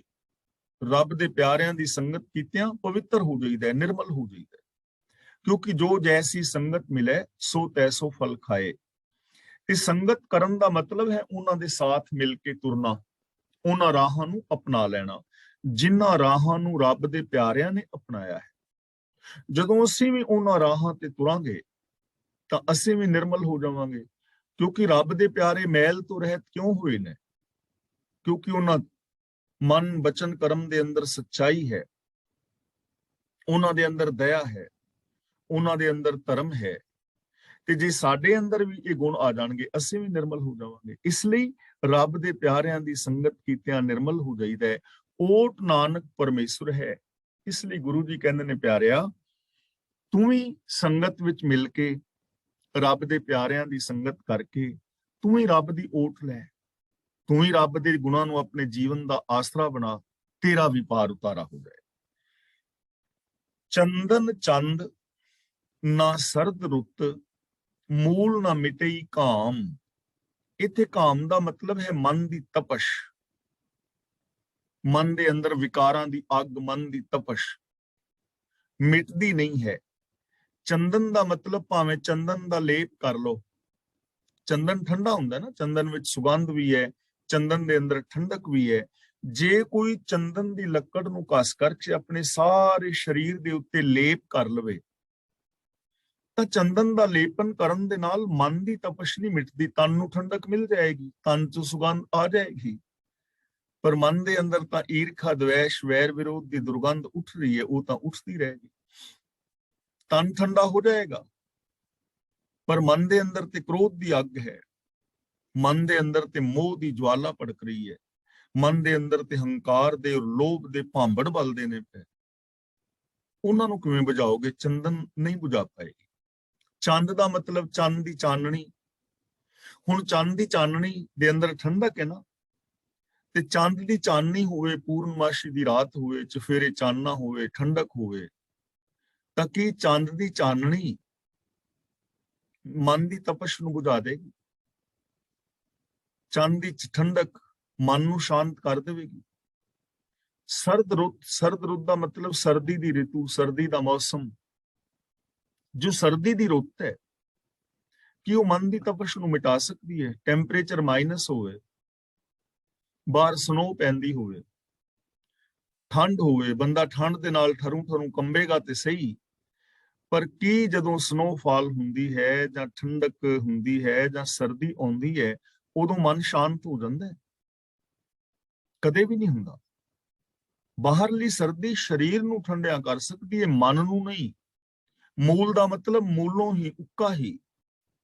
ਗੁਰੂ ਜੀ ਕਹਿੰਦੇ ਨੇ, ਭਾਵੇਂ ਚੰਦਨ ਦਾ ਲੇਪ ਕੀਤਾ ਹੋਵੇ, ਚਾਹੇ ਚੰਦਰਮਾ ਦੀ ਚਾਨਣੀ ਹੋਵੇ, ਔਰ ਚਾਹੇ ਠੰਡੀ ਰੁੱਤ ਹੋਵੇ, ਸਰਦੀ ਦਾ ਮੌਸਮ ਹੋਵੇ, ਪੋਹ ਦਾ ਦਿਨ ਹੋ, ਸਨੋ ਪੈ ਰਹੀ ਹੋਵੇ, ਚੰਦਨ ਦਾ ਲੇਪ ਸਰੀਰ ਦੇ ਉੱਤੇ ਕੀਤਾ ਹੋਵੇ, ਤੇ ਬੰਦਾ ਬਾਹਰ ਸਨੋਫਾਲ ਦੇ ਵਿੱਚ ਤੁਰਿਆ ਫਿਰਦਾ ਹੋਵੇ, ਚੰਦਰਮਾ ਦੀ ਚਾਨਣੀ ਦੇ ਵਿੱਚ, ਤਾਂ ਕੀ ਉਹ ਬੰਦੇ ਦੀ ਮਨ ਦੀ ਵਿਕਾਰਾਂ ਦੀ ਤਪਸ਼ ਮਿਟ ਜਾਏਗੀ? ਕਿ ਈਰਖਾ ਦਵੇਸ਼ ਖਤਮ ਹੋ ਜਾਏਗੀ? ਨਹੀਂ ਹੁੰਦੀ। ਭਾਵੇਂ ਚੰਦਨ ਦਾ ਲੇਪ ਕੀਤਾ ਹੈ, ਭਾਵੇਂ ਚੰਦਰਮਾ ਦੀ ਚਾਨਣੀ ਹੈ, ਭਾਵੇਂ ਠੰਡੀ ਰੁੱਤ ਹੋਵੇ, ਇਹਨਾਂ ਦੀ ਰਾਹੀਂ ਮਨ ਦੀ ਤਪਸ਼ ਨਹੀਂ ਮਿਟਦੀ, ਵਿਕਾਰਾਂ ਦੀ ਤਪਸ਼ ਨਹੀਂ ਮਿਟਦੀ। ਸ਼ੀਤਲ ਥੀਵੈ ਨਾਨਕਾ, ਜਪੰਦੜੋ ਹਰ ਨਾਮ। ਸ਼ੀਤਲ ਦਾ ਮਤਲਬ ਠੰਡਾ, ਸ਼ਾਂਤ। ਜਪੰਦੜੋ ਦਾ ਮਤਲਬ ਜਪਿਆ, ਜਪ ਦਾ ਮਤਲਬ ਜਾਣਨਾ, ਸਾਂਝ ਪਾਣੀ। ਹਰ ਨਾਮ ਦਾ ਮਤਲਬ ਰੱਬੀ ਸਿਫਤ ਸਲਾਹ।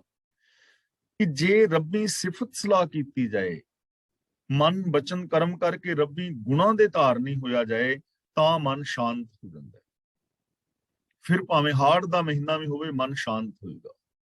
ਭਾਵੇਂ ਲੂ ਚੱਲਦੀ ਹੋਵੇ, ਮਨ ਸ਼ਾਂਤ ਹੋਏਗਾ, ਮਨ ਠੰਡਾ ਹੋਏਗਾ। ਬੇਸ਼ੱਕ ਬਾਹਰ ਗਰਮੀ ਹੋਵੇ, ਬਾਹਰ ਗਰਮੀ ਸਾੜ ਰਹੀ ਹੋਵੇ, ਲੂ ਪਰੇਸ਼ਾਨ ਕਰ ਰਹੀ ਹੋਵੇ, ਲੂਆਂ ਵਗ ਰਹੀਆਂ ਹੋਣ, ਲੇਕਿਨ ਜੇ ਮਨ ਦੇ ਅੰਦਰ, ਮੈਂਟੈਲਿਟੀ ਦੇ ਅੰਦਰ, ਸੋਚ ਦੇ ਅੰਦਰ ਰੱਬੀ ਗੁਣ ਨੇ ਨਾ, ਤਾਂ ਮਨ ਠੰਡਾ ਠਾਰ ਹੋਏਗਾ, ਮਨ ਸ਼ਾਂਤ ਹੋਏਗਾ।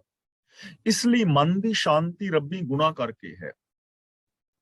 ਮਨ ਦੀ ਸ਼ਾਂਤੀ ਬਾਹਰੀ ਕਰਮਾਂ ਕਰਕੇ ਨਹੀਂ ਹੈ, ਮਨ ਦੀ ਸ਼ਾਂਤੀ ਗੁਣਾ ਕਰਕੇ ਹੈ। ਜੇ ਜ਼ਿੰਦਗੀ ਦੇ ਅੰਦਰ ਗੁਣਾਂ ਨੂੰ ਬੇਸ ਬਣਾ ਕੇ ਕਰਮ ਕਰਾਂਗੇ, ਤਾਂ ਮਨ ਸ਼ਾਂਤ ਰਹਿ ਸਕਦਾ ਹੈ। ਪੌੜੀ। ਚਰਨ ਕਮਲ ਕੀ ਓਟ, ਉਧਰੇ ਸਗਲ ਜਨ। ਓਟ ਦਾ ਮਤਲਬ ਆਸਰਾ, ਸਗਲ ਦਾ ਮਤਲਬ ਸਾਰੇ, ਜਨ ਦਾ ਮਤਲਬ ਮਨੁੱਖ, ਕਮਲ ਦਾ ਮਤਲਬ ਕੌਲ ਫੁੱਲ, ਚਰਨ ਕਮਲ ਦਾ ਮਤਲਬ ਕੌਲ ਵਰਗੇ ਸੋਹਣੇ ਫੁੱਲ, ਸੋਹਣੇ ਚਰਨ। ਤਾਂ ਪ੍ਰਭੂ ਦੇ ਸੋਹਣੇ ਚਰਨਾਂ ਦਾ ਆਸਰਾ ਲੈ ਕੇ ਸਾਰੇ ਜੀਵ ਵਿਕਾਰਾਂ ਦੀ ਤਪਸ਼ ਤੋਂ ਬਚ ਜਾਂਦੇ ਨੇ। ਕੋਈ ਵੀ ਹੈ, ਹਿੰਦੂ, ਮੁਸਲਮਾਨ, ਸਿੱਖ, ਈਸਾਈ, ਜੈਨੀ, ਬੁੱਧੀ, ਪਾਰਸੀ, ਕੋਈ ਵੀ, ਇਸਤਰੀ, ਪੁਰਸ਼, ਬੱਚੀ, ਬੱਚਾ, ਜਵਾਨ, ਅਮੀਰ, ਗਰੀਬ, ਪੜ੍ਹੇ, ਅਨਪੜ੍ਹ, ਰਾਜਾ, ਪ੍ਰਜਾ, ਸਾਰੇ ਜੋ ਰੱਬੀ ਗੁਣਾਂ ਦਾ ਆਸਰਾ ਲੈਂਦੇ ਨੇ ਉਹ ਤਪਸ਼ ਤੋਂ ਬਚ ਜਾਂਦੇ ਨੇ। ਉਹਨਾਂ ਦਾ ਮਨ ਠੰਡਾ ਠਾਰ ਹੋ ਜਾਂਦਾ ਹੈ, ਉਹਨਾਂ ਦੇ ਅੰਦਰ ਸ਼ੀਤਲਤਾ ਆ ਜਾਂਦੀ ਹੈ, ਉਹਨਾਂ ਦੇ ਅੰਦਰ ਫਿਰ ਤਪਸ਼ ਨਹੀਂ ਰਹਿੰਦੀ ਜਦੋਂ ਬੰਦਾ ਰੱਬੀ ਗੁਣਾਂ ਦਾ ਸਹਾਰਾ ਲੈਂਦਾ। ਔਰ ਹਕੀਕਤ ਹੈ, ਤੁਸੀਂ ਘਰ ਪਰਿਵਾਰਾਂ ਵਿੱਚ ਵੇਖ ਲਓ, ਆਮ ਸਮਾਜ ਦੇ ਅੰਦਰ ਦੇਖ ਲਓ, ਜਦੋਂ ਤੱਕ ਸਾਡੇ ਅੰਦਰ ਸ਼ੁਭ ਗੁਣ ਨੇ ਨਾ, ਸੱਚਾਈ ਹੈ, ਦਇਆ ਹੈ, ਪਿਆਰ ਹੈ, ਉਦੋਂ ਤੱਕ ਅਸੀਂ ਬਿਲਕੁਲ ਸ਼ਾਂਤ ਹਾਂ ਤੇ ਘਰ ਦੇ ਅੰਦਰ ਸ਼ਾਂਤੀ ਵਰਤੀ ਹੋਈ ਹੈ। ਹਾਸੇ ਖੇਡੇ ਦੇ ਨਾਲ ਅਸੀਂ ਜ਼ਿੰਦਗੀ ਬਿਤਾ ਰਹੇ ਹਾਂ, ਇੱਕ ਦੂਜੇ ਨਾਲ ਮਜ਼ਾਕ ਕਰ ਰਹੇ ਹਾਂ। ਪਰ ਕੋਈ ਘਰ ਦਾ ਜੀ ਥੋੜਾ ਜਿਹਾ ਕਿਸੇ ਚੀਜ਼ ਤੋਂ ਗੁੱਸਾ ਕਰ ਜਾਏ ਔਰ ਕ੍ਰੋਧ ਦੇ ਨਾਲ ਬੋਲ ਪਏ ਤਾਂ ਉਹਦੇ ਮਨ ਦੀ ਸ਼ਾਂਤੀ ਖਤਮ ਹੋ ਗਈ ਨਾ। ਕਿਉਂ? ਕਿਉਂਕਿ ਉਹ ਗੁਣ ਨਾਲੋਂ ਟੁੱਟ ਗਿਆ ਹੈ, ਨਿਮਰਤਾ ਨਾਲੋਂ ਟੁੱਟ ਗਿਆ ਹੈ, ਅੰਦਰ ਕ੍ਰੋਧ ਪੈਦਾ ਹੋ ਗਿਆ ਹੈ ਤੇ ਦੂਜਿਆਂ ਦੇ ਅੰਦਰ ਵੀ ਕ੍ਰੋਧ ਪੈਦਾ ਹੋ ਜਾਏ ਤੇ ਫਿਰ ਲੜਾਈ ਦੰਗਾ ਸ਼ੁਰੂ ਹੋ ਜਾਂਦਾ ਨਾ। ਸ਼ਾਂਤੀ ਖਤਮ ਹੋ ਗਈ। ਕਿਉਂ? ਕਿਉਂਕਿ ਹੁਣ ਅਸੀਂ ਗੁਣਾਂ ਨਾਲੋਂ ਟੁੱਟ ਗਏ ਹਾਂ। ਜਦੋਂ ਤੱਕ ਸੁਰਤ, ਸੋਚ ਗੁਣਾਂ ਨਾਲ ਜੁੜੀ ਹੈ ਉਦੋਂ ਤੱਕ ਅੰਦਰ ਸ਼ਾਂਤੀ ਹੈ। ਜਦੋਂ ਵੀ ਸੱਚ ਨਾਲੋਂ, ਗੁਣਾਂ ਨਾਲੋਂ ਟੁੱਟੋਗੇ, ਅਸ਼ਾਂਤੀ ਵਰਤੇਗੀ। ਜੇ ਪਲ ਪਰ ਵਾਸਤੇ ਸ਼ੁਭ ਗੁਣਾਂ ਨਾਲ ਜੁੜਿਆ, ਪ੍ਰੇਮ ਨਾਲ ਜੁੜਿਆ ਸ਼ਾਂਤੀ ਰਹਿ ਸਕਦੀ ਹੈ ਤਾਂ ਸਾਰੀ ਜ਼ਿੰਦਗੀ ਵੀ ਬਣੀ ਰਹੇਗੀ। ਤੇ ਜੇ ਪਲ ਪਰ ਦੇ ਕ੍ਰੋਧ ਕਰਕੇ ਅਸ਼ਾਂਤੀ ਪੈਦਾ ਹੁੰਦੀ ਹੈ, ਸਾਰੀ ਜ਼ਿੰਦਗੀ ਵਿਕਾਰ ਕਮਾਓਗੇ, ਸਾਰਾ ਜੀਵਨ ਅਸ਼ਾਂਤ ਹੋ ਜਾਏਗਾ। ਇਸ ਲਈ ਗੁਰੂ ਜੀ ਕਹਿੰਦੇ ਨੇ, ਪ੍ਰਭੂ ਦੇ ਚਰਨ ਕਮਲਾਂ ਦੀ ਓਟ ਲੈ ਕੇ, ਰੱਬੀ ਗੁਣਾਂ ਦਾ ਆਸਰਾ ਲੈ ਕੇ ਸਾਰੇ ਹੀ ਜੀਵ ਵਿਕਾਰਾਂ ਤੋਂ ਬਚ ਜਾਂਦੇ ਨੇ। ਸੁਣ ਪ੍ਰਤਾਪ ਗੋਵਿੰਦ, ਨਿਰਭਉ ਭੈ ਮਨ। ਪ੍ਰਤਾਪ ਦਾ ਮਤਲਬ ਵਡਿਆਈ। ਗੋਵਿੰਦ ਦੀ ਵਡਿਆਈ ਸੁਣ ਕੇ ਮਨ ਨਿਡਰ ਹੋ ਜਾਂਦਾ ਹੈ, ਮਨ ਚੋਂ ਤੌਖਲਾ ਮਿਟ ਜਾਂਦਾ ਹੈ। ਜੇ ਅਸੀਂ ਗੋਵਿੰਦ ਦੀ ਵਡਿਆਈ ਸੁਣੀ, ਤੌਖਲਾ ਮਿਟ ਜਾਂਦਾ ਹੈ। ਹੁਣ ਇਹ ਚੀਜ਼ ਸਮਝਣ ਵਾਲੀ ਹੈ। ਦੇਖੋ, ਅਸੀਂ ਕੀ ਸੁਣਦੇ ਹਾਂ? ਅਸੀਂ ਇਹੀ ਸੁਣਦੇ ਹਾਂ, ਸਾਨੂੰ ਇਹੀ ਸੁਣਾਇਆ ਜਾਂਦਾ ਹੈ ਔਰ ਅਸੀਂ ਇਹੀ ਬੋਲਦੇ ਹਾਂ ਕਿ ਇਹ ਦੁਨੀਆ ਬਹੁਤ ਬੁਰੀ ਹੈ, ਇੱਥੇ ਕੋਈ ਕਿਸੇ ਦਾ ਨਹੀਂ, ਇੱਥੇ ਪਾਪ ਨੇ, ਇੱਥੇ ਅਪਰਾਧ ਨੇ, ਕਿਸੇ ਦਾ ਵਿਸ਼ਵਾਸ ਨਹੀਂ ਕਰਨਾ ਚਾਹੀਦਾ। ਪਹਿਲੀ ਗੱਲ। ਦੂਜਾ, ਸਾਡੇ ਕੋਲ ਆਣ ਕੇ ਕਿਸੇ ਦੀ ਕੋਈ ਨਿੰਦਿਆ ਚੁਗਲੀ ਕਰਦਾ ਹੈ, ਅਸੀਂ ਉਹ ਸੁਣਦੇ ਹਾਂ। ਤੀਜਾ, ਅਸੀਂ ਵਿਸ਼ੇ ਵਿਕਾਰਾਂ ਦੀਆਂ, ਪਾਪਾਂ ਅਪਰਾਧਾਂ ਦੀਆਂ ਗੱਲਾਂ ਸੁਣਦੇ ਹਾਂ। ਤਾਂ ਐਸੀਆਂ ਗੱਲਾਂ ਸੁਣ ਕੇ ਔਰ ਕਰਕੇ ਕਿ ਕੀ ਨਿਰਭੈਤਾ ਵਾਲੀ ਜ਼ਿੰਦਗੀ ਬੰਦਾ ਜੀ ਸਕਦਾ ਹੈ? ਕਦੇ ਵੀ ਨਹੀਂ। ਅੰਦਰ ਡਰ ਬੈਠੇਗਾ, ਅੰਦਰ ਡਰ ਪੈਦਾ ਹੋਏਗਾ, ਬੰਦਾ ਸ਼ਿਕਾਰ ਹੋ ਜਾਏਗਾ ਮਾਨਸਿਕ ਰੋਗਾਂ ਦਾ, ਨੈਗੇਟਿਵ ਸੁਣ ਸੁਣ ਕੇ। ਤੇ ਜੇ ਅਸੀਂ ਪੋਜ਼ਿਟਿਵ ਸੁਣੀਏ ਕਿ ਇਹ ਸੰਸਾਰ ਜਿਹੜਾ ਹੈ ਰੱਬ ਦਾ ਰੂਪ ਹੈ, ਵੀ ਸੰਸਾਰ ਤੁਮ ਦੇਖਦੇ ਹਰ ਕਾ ਰੂਪ ਹੈ। ਜੇ ਅਸੀਂ ਪੋਜ਼ਿਟਿਵ ਬੋਲੀਏ, ਸੁਣੀਏ ਕਿ ਨਾ ਕੋ ਮੇਰਾ ਦੁਸ਼ਮਨ ਰਿਹਾ, ਨਾ ਹਮ ਕਿਸਕੇ ਬਹਿਰਾਈ। ਜੇ ਅਸੀਂ ਪੋਜ਼ਿਟਿਵ ਸੁਣੀਏ ਕਿ ਅਸੀਂ ਅਵਗੁਣਾਂ ਦਾ ਤਿਆਗ ਕਰਕੇ ਗੁਣਾਂ ਦੇ ਧਾਰਨੀ ਹੋ ਸਕਦੇ ਹਾਂ, ਜਿਹੜਾ ਵੀ ਗੁਣਾਂ ਦਾ ਧਾਰਨੀ ਹੋਵੇਗਾ ਉਹ ਸੁਖੀ ਔਰ ਸ਼ਾਂਤ ਹੋਏਗਾ। ਔਰ ਜੇ ਰੱਬੀ ਰਜਾ ਬਾਰੇ ਸੁਣੀਏ ਕਿ ਰੱਬੀ ਰਜਾ ਦੇ ਅੰਦਰ ਤੁਰਿਆ ਸ਼ਾਂਤੀ ਆ ਸਕਦੀ ਹੈ, ਤੇ ਫਿਰ ਇਹਨਾਂ ਗੱਲਾਂ ਦੇ ਉੱਤੇ ਅਮਲ ਕਰੀਏ ਤਾਂ ਸਾਡੇ ਮਨ ਦੇ ਅੰਦਰ ਵੀ ਢਾਰਸ ਵਧੇਗੀ, ਸਾਡੇ ਮਨ ਦੇ ਅੰਦਰੋਂ ਭੈ ਖਤਮ ਹੋਏਗਾ, ਸਾਡੇ ਅੰਦਰ ਹੌਸਲਾ ਪੈਦਾ ਹੋਏਗਾ ਕਿ ਅਸੀਂ ਐਸੀ ਜ਼ਿੰਦਗੀ ਜੀ ਸਕਦੇ ਹਾਂ। ਤਾਂ ਰੱਬੀ ਗੁਣਾਂ ਨੂੰ ਸੁਣ ਕੇ, ਰੱਬੀ ਗੁਣਾਂ ਦੇ ਪ੍ਰਤਾਪ ਨੂੰ, ਵਡਿਆਈ ਨੂੰ ਸੁਣ ਕੇ ਬੰਦੇ ਦੇ ਮਨ ਦੇ ਅੰਦਰ ਨਿਰਭੈਤਾ ਆਉਂਦੀ ਹੈ ਔਰ ਉਹ ਇਹਨਾਂ ਵਿਕਾਰਾਂ ਦੇ ਟਾਕਰੇ ਤੇ ਅੜ ਖਲੋਂਦਾ ਹੈ ਔਰ ਇਹਨਾਂ ਵਿਕਾਰਾਂ ਨੂੰ ਪਰਾਸਤ ਕਰਕੇ ਗੁਣਾਂ ਦਾ ਧਾਰਨੀ ਹੋ ਜਾਂਦਾ ਹੈ। ਟੋਟ ਨ ਆਵੇ ਮੂਲ, ਸੰਚਿਆ ਨਾਮ ਧਨ। ਜੋ ਪ੍ਰਭੂ ਦੇ ਨਾਮ ਧਨ ਨੂੰ ਇਕੱਠਾ ਕਰਦੇ ਨੇ, ਨਾਮ ਧਨ ਦਾ ਮਤਲਬ ਗੁਣਾਂ ਦਾ ਖਜ਼ਾਨਾ। ਗੁਣ ਨਿਧਾਨ ਭਗਤਨ ਕੋ ਬਰਤਨ।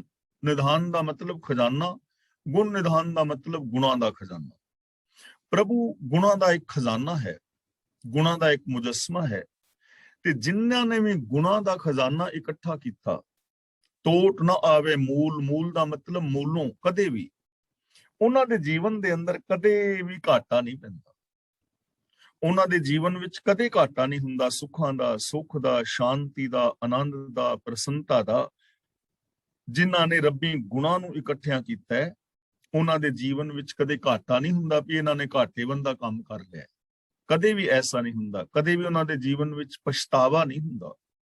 ਜਿਨ੍ਹਾਂ ਨੇ ਸਤ, ਸੰਤੋਖ, ਦਇਆ, ਧਰਮ ਆਦਿਕ ਗੁਣਾਂ ਨੂੰ ਮਨ, ਬਚਨ, ਕਰਮ ਕਰਕੇ ਇੰਪਲੀਮੈਂਟ ਕੀਤਾ ਹੋਵੇ, ਉਹਨਾਂ ਦੇ ਜੀਵਨ ਵਿੱਚ ਘਾਟਾ ਨਹੀਂ ਹੈ, ਉਹਨਾਂ ਦੇ ਜੀਵਨ ਵਿੱਚ ਪਛਤਾਵਾ ਨਹੀਂ ਹੁੰਦਾ। ਸੰਤ ਜਨਾਂ ਸਿਉ ਸੰਗ ਪਾਈਐ ਵੱਡੇ ਪੁੰਨ। ਵੱਡੇ ਪੁੰਨ ਦਾ ਮਤਲਬ ਚੰਗੇ ਭਾਗਾਂ ਕਰਕੇ, ਉਦਮ ਦੇ ਨਾਲ, ਚੰਗਿਆਈਆਂ ਕਰਕੇ। ਸੰਤ ਜਨਾਂ ਦਾ ਮਤਲਬ ਜੋ ਰੱਬ ਦੇ ਪਿਆਰੇ ਨੇ, ਜੋ ਐਸੀ ਜ਼ਿੰਦਗੀ ਜੀ ਰਹੇ ਨੇ ਜਿਨ੍ਹਾਂ ਬਾਰੇ ਪਿਛਲੀਆਂ ਸ਼ਲੋਕਾਂ ਔਰ ਪੌੜੀਆਂ ਵਿੱਚ ਵਿਚਾਰ ਕੀਤੀ ਹੈ, ਜਿਨ੍ਹਾਂ ਨੇ ਆਪਣੀ ਮੱਤ ਛੱਡ ਕੇ ਗੁਰੂ ਦੀ ਮੱਤ ਅਪਣਾਈ ਹੈ, ਜੋ ਆਪਣੇ ਭਾਣੇ ਨੂੰ ਛੱਡ ਕੇ, ਆਪਣੀ ਮੱਤ ਨੂੰ ਛੱਡ ਕੇ ਰੱਬੀ ਭਾਣਾ ਵਿੱਚ ਤੁਰਦੇ ਨੇ, ਜੋ ਅਵਗੁਣਾਂ ਦਾ ਤਿਆਗ ਕਰਕੇ ਗੁਣਾਂ ਦੇ ਧਾਰਨੀ ਹੋਏ ਨੇ, ਪ੍ਰਭੂ ਦੇ ਨਾਲ ਜਿਨ੍ਹਾਂ ਨੇ ਪ੍ਰੀਤ ਪਾਈ ਹੈ। ਐਸੇ ਪਿਆਰਿਆਂ ਦਾ ਜਿਹੜਾ ਸੰਗ ਹੈ ਉਹ ਵੱਡੇ ਭਾਗਾਂ ਨਾਲ ਮਿਲਦਾ ਹੈ, ਜਿਨ੍ਹਾਂ ਦੇ ਅੰਦਰ ਸ਼ੁਭ ਲੇਖ ਲਿਖੇ ਹੁੰਦੇ ਨੇ, ਜਿਨ੍ਹਾਂ ਦੇ ਅੰਦਰ ਚੰਗੇ ਸੰਸਕਾਰ ਹੁੰਦੇ ਨੇ, ਉਹਨਾਂ ਨੂੰ ਐਸੇ ਪਿਆਰਿਆਂ ਦਾ ਸੰਗ ਜਿਹੜਾ ਹੈ ਮਿਲ ਜਾਂਦਾ ਹੈ। ਕਿਉਂਕਿ ਅੰਦਰ ਸੁਭਾਅ ਹੈ ਨਾ, ਜੇ ਕੋਈ ਅੰਦਰ ਬੀਜ ਪਿਆ ਹੋਏਗਾ ਕਿਤੇ ਕਿ ਚੰਗੇ ਇਨਸਾਨਾਂ ਦੀ ਸੰਗਤ ਕਰਨੀ ਚਾਹੀਦੀ ਹੈ, ਉਹ ਬੀਜ, ਉਹ ਸੰਸਕਾਰ ਆਪਣਾ ਪ੍ਰਭਾਵ ਪਾਏਗਾ, ਉਹ ਸਾਨੂੰ ਸਿਗਨਲ ਅੰਦਰੋਂ ਮਿਲੇਗਾ ਤੇ ਅਸੀਂ ਪਿਆਰਿਆਂ ਦੀ ਸੰਗਤ ਅੰਦਰ ਚਲੇ ਜਾਵਾਂਗੇ। ਤੇ ਜਿਨ੍ਹਾਂ ਦੇ ਅੰਦਰ ਸੰਸਕਾਰ ਹੀ ਬੁਰੇ ਨੇ, ਉਹਨਾਂ ਦੇ ਅੰਦਰੋਂ ਬੁਰੇ ਸੰਸਕਾਰ ਹੀ ਪੈਦਾ ਹੁੰਦੇ ਰਹਿਣਗੇ, ਤਾਂ ਉਹ ਬੁਰਿਆਂ ਦੀ ਸੰਗਤ ਵਿੱਚ ਚਲੇ ਜਾਣਗੇ। ਤਾਂ ਗੁਰੂ ਜੀ ਕਹਿੰਦੇ ਨੇ ਜਿਨ੍ਹਾਂ ਦੇ ਅੰਦਰ ਸੰਸਕਾਰ ਲਿਖੇ ਨੇ ਸ਼ੁਭ, ਉਹ ਜਿਹੜੇ ਨੇ ਗੁਰਮੁਖਾਂ ਦੀ ਸੰਗਤ ਵਿੱਚ ਜਾ ਰਲਦੇ। ਆਠ ਪਹਿਰ ਹਰ ਧਿਆਏ, ਹਰ ਜਸ ਨਿਤ ਸੁਨ। ਤਾਂ ਗੁਰੂ ਪਾਤਸ਼ਾਹ ਜੀ ਕਹਿੰਦੇ ਨੇ ਇਹ ਜੋ ਰੱਬ ਦੇ ਪਿਆਰੇ ਨੇ, ਅੱਠੇ ਪਹਿਰ, ਧਿਆਏ ਦਾ ਮਤਲਬ ਧਿਆਉਂਦੇ ਨੇ, ਆਪਣੇ ਧਿਆਨ ਵਿੱਚ ਰੱਖਦੇ ਨੇ। ਅੱਠੇ ਪਹਿਰ ਰੱਬੀ ਗੁਣਾਂ ਨੂੰ ਆਪਣੇ ਧਿਆਨ ਵਿੱਚ ਰੱਖਦੇ ਨੇ। ਉਹਨਾਂ ਦੇ ਧਿਆਨ ਚੋਂ, ਉਹਨਾਂ ਦੀ ਸੁਰਤ ਚੋਂ ਇੱਕ ਪਲ ਵਾਸਤੇ ਵੀ ਰੱਬੀ ਗੁਣ ਇਧਰ ਉਧਰ ਨਹੀਂ ਹੁੰਦੇ। ਹਰ ਜਸ ਨਿਤ ਸੁਣ, ਤੇ ਨਿਤ ਹੀ ਉਹ ਰੱਬੀ ਗੁਣਾਂ ਨੂੰ ਸੁਣਦੇ ਨੇ। ਉਹਨਾਂ ਦੇ ਧਿਆਨ ਵਿੱਚ, ਉਹਨਾਂ ਦੀ ਸੁਰਤ ਵਿੱਚ ਵੀ ਰੱਬੀ ਗੁਣ ਨੇ, ਔਰ ਜਿਹੜੀ ਗੱਲਬਾਤ ਸੁਣਦੇ ਨੇ ਉਹ ਵੀ ਰੱਬ ਦੀ ਸਿਫਤ ਸਲਾਹ ਬਾਰੇ ਹੀ ਸੁਣਦੇ ਨੇ, ਔਰ ਜੋ ਬੋਲਦੇ ਨੇ ਉਹ ਵੀ ਰੱਬੀ ਗੁਣਾਂ ਬਾਰੇ ਬੋਲਦੇ ਨੇ, ਕਿਉਂਕਿ ਉਹਨਾਂ ਦੇ ਕੋਲ ਨਾਮ ਖਜ਼ਾਨਾ ਹੈ, ਗੁਣਾਂ ਦਾ ਖਜ਼ਾਨਾ ਹੈ। ਅੱਠੇ ਪਹਿਰ ਉਹਨਾਂ ਦੇ ਧਿਆਨ ਵਿੱਚ ਇਹ ਚੀਜ਼ ਹੈ ਕਿ ਮੈਂ ਸੱਚ ਦੇ ਰਾਹ ਦਾ ਪਾਂਧੀ ਹਾਂ। ਉਹ ਸੱਚ, ਦਇਆ, ਧਰਮ ਦੇ ਪਾਂਧੀ ਬਣੇ ਰਹਿੰਦੇ ਨੇ, ਔਰ ਸੱਚ, ਦਇਆ, ਧਰਮ, ਧੀਰਜ ਦੀ ਹੀ ਉਹ ਗੱਲ ਸੁਣਦੇ ਨੇ, ਵਿਕਾਸ ਦੀ ਹੀ ਗੱਲ ਸੁਣਦੇ ਨੇ। ਉਹ ਨਿੰਦਾ, ਚੁਗਲੀ, ਝੂਠ, ਫਰੇਬ ਨਹੀਂ ਸੁਣਦੇ। ਸ਼ਲੋਕ: ਦਇਆ ਕਰਣੰ ਦੁਖ ਹਰਣੰ ਉਚਰਣੰ ਨਾਮ ਕੀਰਤਨ ਹੈ। ਇਹਨੂੰ ਕਰਣੰਗ ਨਹੀਂ ਬੋਲਣਾ, ਗੱਗਾ ਨਹੀਂ ਬੋਲਣਾ, ਨੰਗਾ ਬੋਲਣਾ ਹੈ। ਕਰਣੰ ਜਿਵੇਂ ਸੈਭੰ ਬੋਲੀ ਦਾ ਨਾ, ਐਵੇਂ। ਦਇਆ ਕਰਣੰ ਦੁਖ ਹਰਣੰ ਉਚਰਣੰ ਨਾਮ ਕੀਰਤਨ ਹੈ। ਕੀਰਤਨ ਹੈ ਦਾ ਮਤਲਬ ਸਿਫਤ ਸਲਾਹ, ਵਡਿਆਈ। ਜੇ ਮਨੁੱਖ ਦਇਆਲ, ਸਰਬ ਵਿਆਪੀ ਪ੍ਰਭੂ ਦੀ ਸਿਫਤ ਸਲਾਹ ਕਰਦੇ ਨੇ, ਦਇਆ ਕਰਨੰ, ਪ੍ਰਭੂ ਉਹਨਾਂ ਤੇ ਦਇਆ ਕਰਦਾ ਹੈ। ਦੁੱਖ ਹਰਣੰ, ਉਹਨਾਂ ਦੇ ਦੁੱਖ ਹਰ ਲੈਂਦਾ ਹੈ, ਉਹਨਾਂ ਦੇ ਦੁੱਖ ਦੂਰ ਹੋ ਜਾਂਦੇ। ਤਾਂ ਦਇਆਲੂ ਪ੍ਰਭੂ ਉਹਨਾਂ ਦੇ ਦੁੱਖ ਦੂਰ ਕਰ ਦਿੰਦਾ ਹੈ। ਉਚਰਣੰ ਨਾਮ ਕੀਰਤਨ ਹੈ, ਜੋ ਪ੍ਰਭੂ ਦੀ ਸਿਫਤ ਸਲਾਹ ਕਰਦੇ ਨੇ। ਤਾਂ ਇਹਦਾ ਮਤਲਬ ਜੇ ਅਸੀਂ ਪ੍ਰਭੂ ਦੀ ਦਇਆ ਦੇ ਪਾਤਰ ਬਣਨਾ ਚਾਹੁੰਦੇ ਹਾਂ, ਜੇ ਅਸੀਂ ਆਪਣੇ ਦੁੱਖਾਂ ਨੂੰ ਮਿਟਾਣਾ, ਖਤਮ ਕਰਨਾ ਚਾਹੁੰਦੇ ਹਾਂ, ਤਾਂ ਉਹਦੇ ਵਾਸਤੇ ਸਾਧਨ ਕੀ ਹੈ? ਉਚਰਣੰ ਨਾਮ ਕੀਰਤਨ ਹੈ, ਰੱਬੀ ਸਿਫਤ ਸਲਾਹ ਕਰਨੀ। ਜੋ ਰੱਬੀ ਗੁਣ ਨੇ, ਮਨ, ਬਚਨ, ਕਰਮ ਕਰਕੇ ਉਹਨਾਂ ਗੁਣਾਂ ਦੇ ਧਾਰਨੀ ਹੋਣਾ। ਤਾਂ ਜੋ ਪ੍ਰਭੂ ਦੀ ਸਿਫਤ ਸਲਾਹ ਕਰਦੇ ਨੇ, ਰੱਬੀ ਗੁਣਾਂ ਦੇ ਧਾਰਨੀ ਹੁੰਦੇ ਨੇ, ਰੱਬੀ ਰਜਾ ਦੇ ਵਿੱਚ ਜੋ ਤੁਰਦੇ ਨੇ, ਪ੍ਰਭੂ ਉਹਨਾਂ ਤੇ ਦਇਆ ਕਰਦਾ ਹੈ ਔਰ ਉਹਨਾਂ ਦੇ ਦੁੱਖ ਦੂਰ ਕਰਦਾ ਹੈ। ਦਇਆਲ ਪੁਰਖ ਭਗਵਾਨ ਹੈ, ਨਾਨਕ ਲਿਪਤ ਨਾ ਮਾਇਆ। ਲਿਪਤ ਦਾ ਮਤਲਬ ਲਿਪਾਏਮਾਨ, ਲਿਪੜਨਾ। ਜਿਨ੍ਹਾਂ ਦੇ ਉੱਤੇ ਪ੍ਰਭੂ ਦਇਆਵਾਨ ਹੁੰਦਾ ਹੈ, ਉਹਨਾਂ ਦੀ ਨਿਸ਼ਾਨੀ ਕੀ ਹੈ? ਉਹਨਾਂ ਦੀ ਨਿਸ਼ਾਨੀ ਹੈ ਨਾਨਕ ਲਿਪਤ ਨਾ ਮਾਇਆ। ਉਹ ਮਾਇਆ ਵਿੱਚ ਲਿਪੜਦੇ ਨਹੀਂ, ਮਾਇਆ ਤੋਂ ਨਿਰਲੇਪ ਨੇ, ਉਹਨਾਂ ਨੂੰ ਮਾਇਆ ਦੀ ਮੈਲ ਨਹੀਂ ਹੈ। ਤੇ ਮਾਇਆ ਦਾ ਮਤਲਬ ਧਨ ਦੌਲਤ ਨਹੀਂ, ਮਾਇਆ ਦਾ ਮਤਲਬ ਇਸਤਰੀ ਨਹੀਂ। ਮਾਇਆ ਉਹ ਸੋਚ, ਜੋ ਸੋਚ ਸਾਨੂੰ ਇੱਕ ਦੂਜੇ ਨਾਲ ਰੱਬ ਵਰਗਾ ਪਿਆਰ ਨਹੀਂ ਕਰਨ ਦਿੰਦੀ।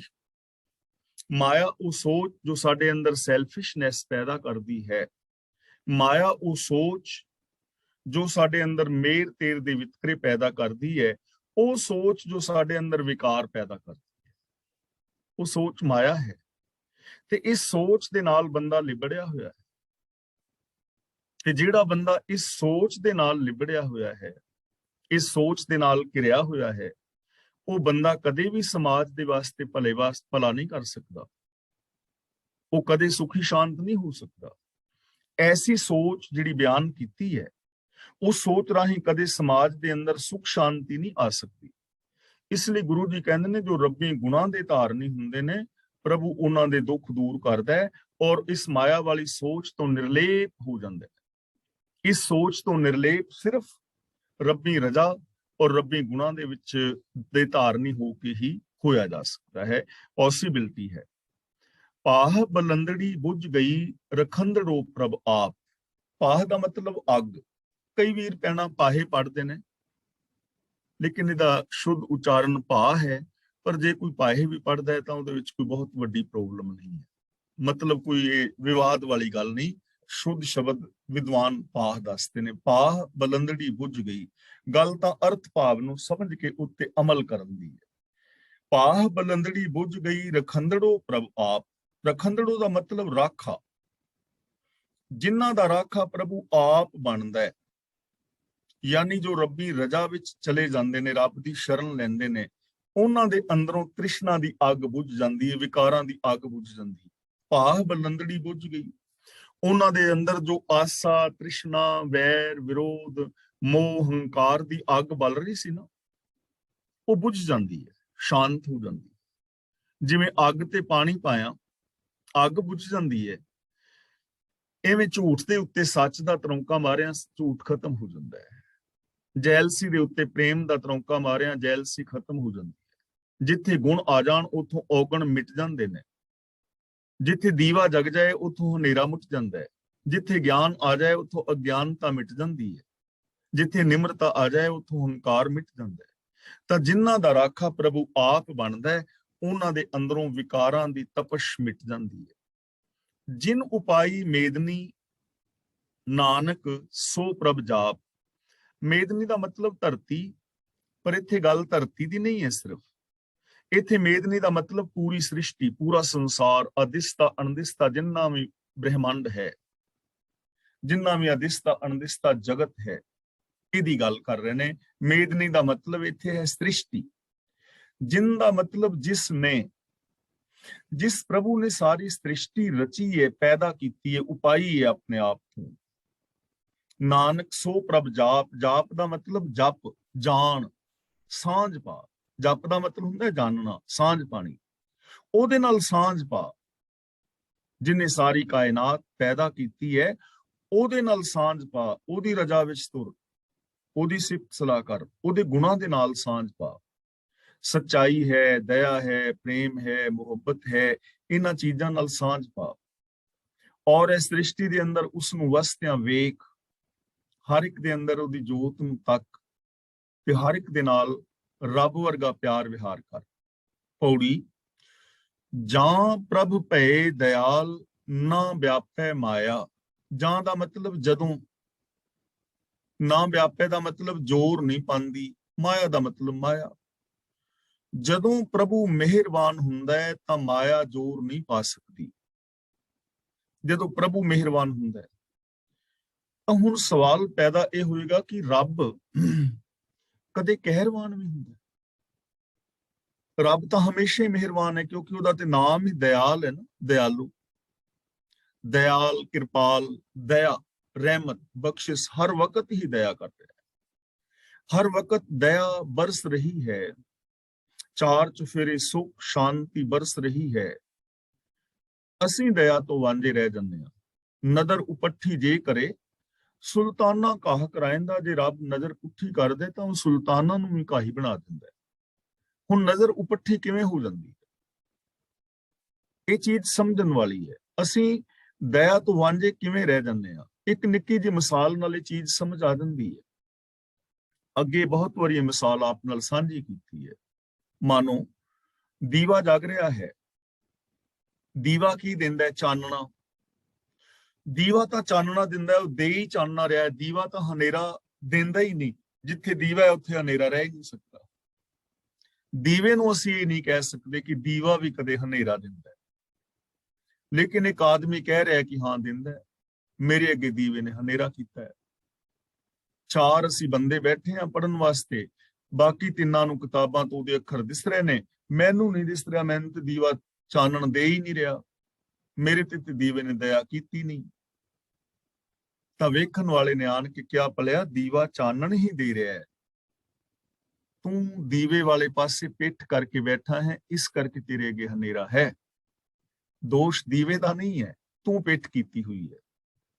ਰੱਬ ਦੀ ਨਜ਼ਰ ਹਮੇਸ਼ਾ ਸਵੱਲੀ ਹੁੰਦੀ ਹੈ, ਪਰ ਅਸੀਂ ਜਦੋਂ ਰੱਬ ਤੋਂ ਬੇਮੁਖ ਹੋ ਜਾਂਦੇ ਆ, ਮੂੰਹ ਮੋੜ ਲੈਂਦੇ ਆ, ਉਦੋਂ ਨਜ਼ਰ ਪੁੱਠੀ ਹੋ ਗਈ ਨਾ, ਆਪੇ ਹੋ ਗਈ ਨਾ। ਕਾਦੇ ਕਰਕੇ ਹੋਈ? ਕਿਉਂਕਿ ਅਸੀਂ ਰਜ਼ਾ ਤੋਂ ਉਲਟ ਚੱਲੇ, ਅਸੀਂ ਦੀਵੇ ਵੱਲ ਪਿੱਠ ਕਰ ਲਈ। ਇਸ ਲਈ ਦਇਆ ਹਰ ਵਕਤ ਬਰਸ ਰਹੀ ਹੈ।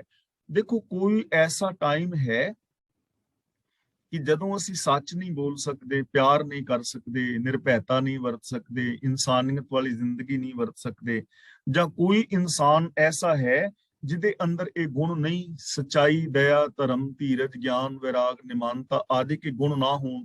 ਦੁਨੀਆ 'ਚ ਇੱਕ ਵੀ ਐਸਾ ਬੰਦਾ ਕੋਈ ਹੈ?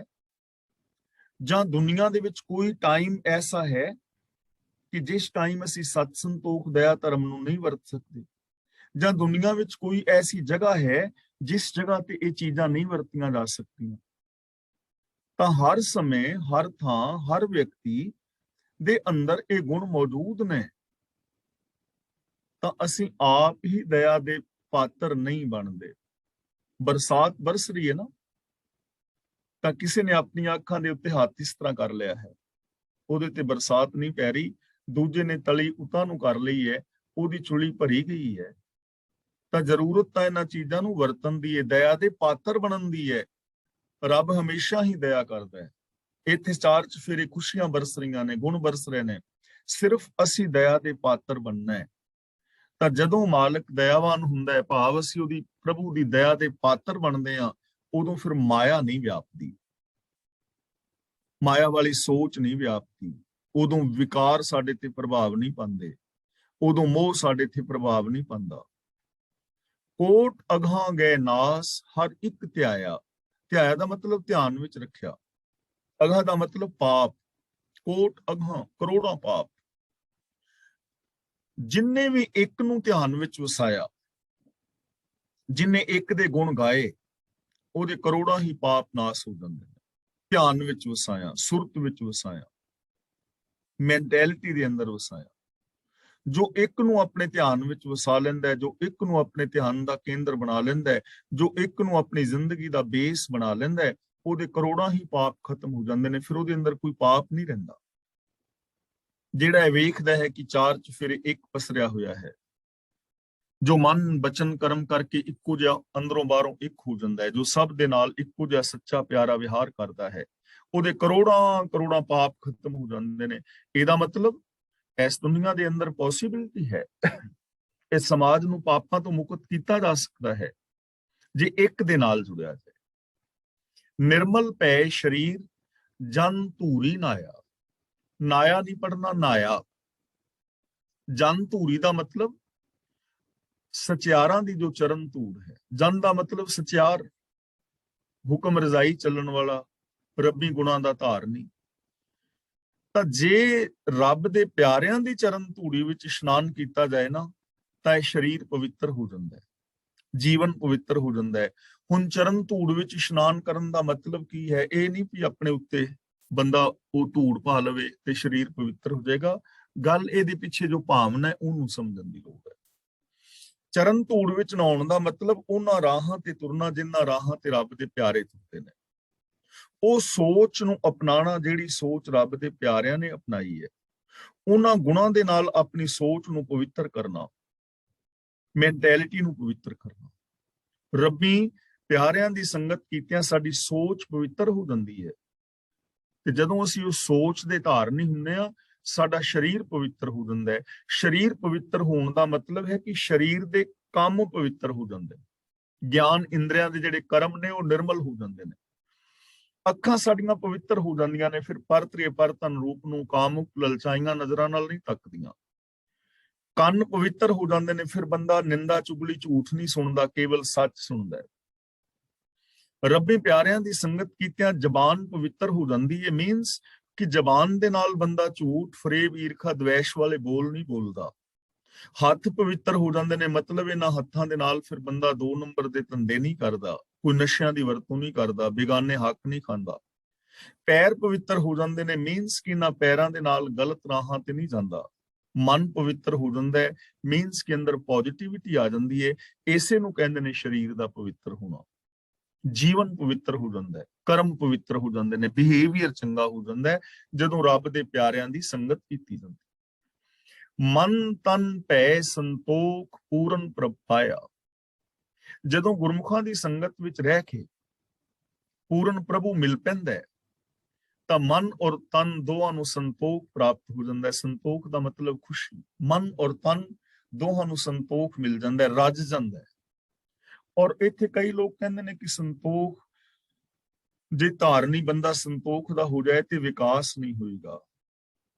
ਐਸਾ ਨਹੀਂ ਹੈ, ਵਿਕਾਸ ਸਗੋਂ ਜ਼ਿਆਦਾ ਹੋਏਗਾ। ਸੰਤੋਖ ਦਾ ਮਤਲਬ ਇਹ ਨਹੀਂ ਹੈ ਕਿ ਸੰਤੋਖ ਕਰਕੇ ਬਹਿ ਜਾਣਾ ਤੇ ਕੰਮ ਹੀ ਨਾ ਕਰਨਾ। ਇਹ ਨਹੀਂ ਹੈ ਸੰਤੋਖ ਦਾ ਮਤਲਬ। ਸੰਤੋਖ ਦਾ ਮਤਲਬ ਹੈ ਸੱਚੀ ਕਿਰਤ ਕਰਨੀ, ਔਰ ਸੱਚੀ ਕਿਰਤ ਕੀਤਿਆਂ ਜੋ ਪ੍ਰਾਪਤ ਹੁੰਦਾ ਹੈ ਉਹਦੇ ਵਿੱਚ ਖੁਸ਼ ਹੋਣਾ, ਉਹਦੇ ਚੋਂ ਖੁਸ਼ੀ ਹਾਸਲ ਕਰਨੀ। ਆਮ ਬੰਦੇ ਦੀ ਜ਼ਿੰਦਗੀ ਵਿੱਚ ਖੁਸ਼ੀ ਨਹੀਂ ਹੈ। 2 ਨੰਬਰ ਦੇ ਧੰਦੇ ਕਰਕੇ ਜ਼ਿੰਦਗੀ ਵਿੱਚ ਕਦੇ ਖੁਸ਼ੀ ਨਹੀਂ ਹੁੰਦੀ, ਡਰ ਪੈਦਾ ਹੁੰਦਾ ਹੈ।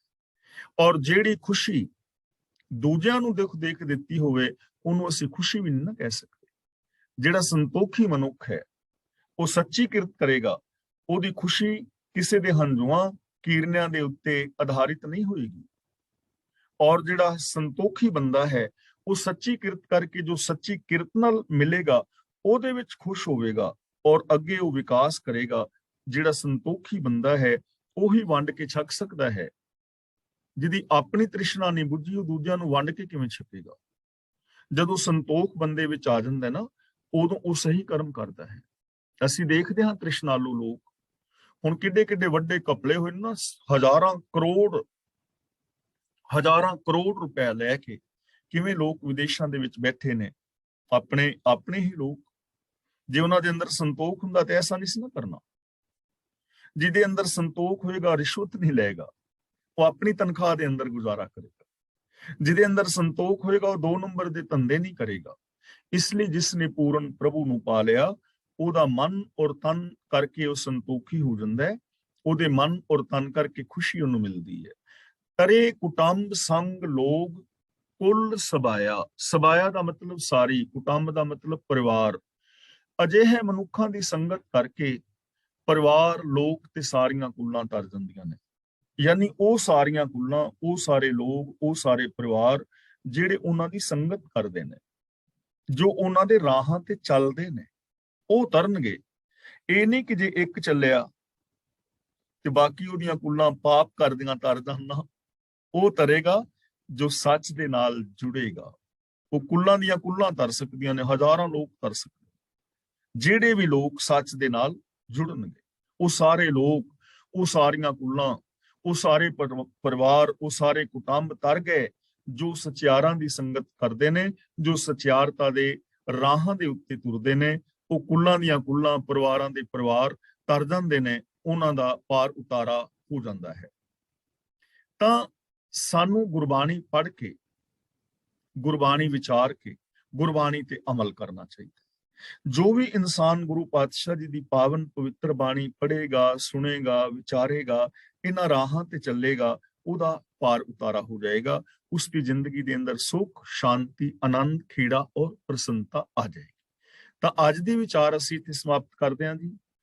ਅੱਜ ਦੀ ਇਸ ਵਿਚਾਰ ਵਿੱਚ ਜੇ ਕਿਸੇ ਵੀਰ ਭੈਣ ਦਾ ਕੋਈ ਛੋਟਾ ਮੋਟਾ ਸਵਾਲ ਹੈ ਤਾਂ ਆਪ ਸਵਾਲ ਕਰ ਸਕਦੇ ਹੋ, ਔਰ ਜੇ ਕਿਸੇ ਵੀਰ ਨੇ ਆਪਣਾ ਕਮੈਂਟ ਦੇਣਾ ਹੈ ਤਾਂ ਆਪਣਾ ਕਮੈਂਟ ਦੇ ਸਕਦੇ ਹੋ। ਅਗਲੀ ਕਲਾਸ ਦੀ ਕਾਰਵਾਈ ਵੀਰ ਗੁਰਚਰਨ ਸਿੰਘ ਜੀ TC ਸਾਹਿਬ ਕਰ ਰਹੇ ਨੇ। ਮੈਂ ਇੱਥੇ ਖਿਮਾ ਦਾ ਜਾਚਕ ਹਾਂ। ਜਿਨ੍ਹਾਂ ਨੇ ਕੋਈ ਸਵਾਲ ਪੁੱਛਣਾ ਹੈ ਜਾਂ ਆਪਣਾ ਕੋਈ ਵਿਚਾਰ ਦੇਣਾ ਹੈ ਉਹ ਅਨਮਿਊਟ ਹੋ ਜਾਓ। ਵਾਹਿਗੁਰੂ ਜੀ ਕਾ ਖਾਲਸਾ, ਵਾਹਿਗੁਰੂ।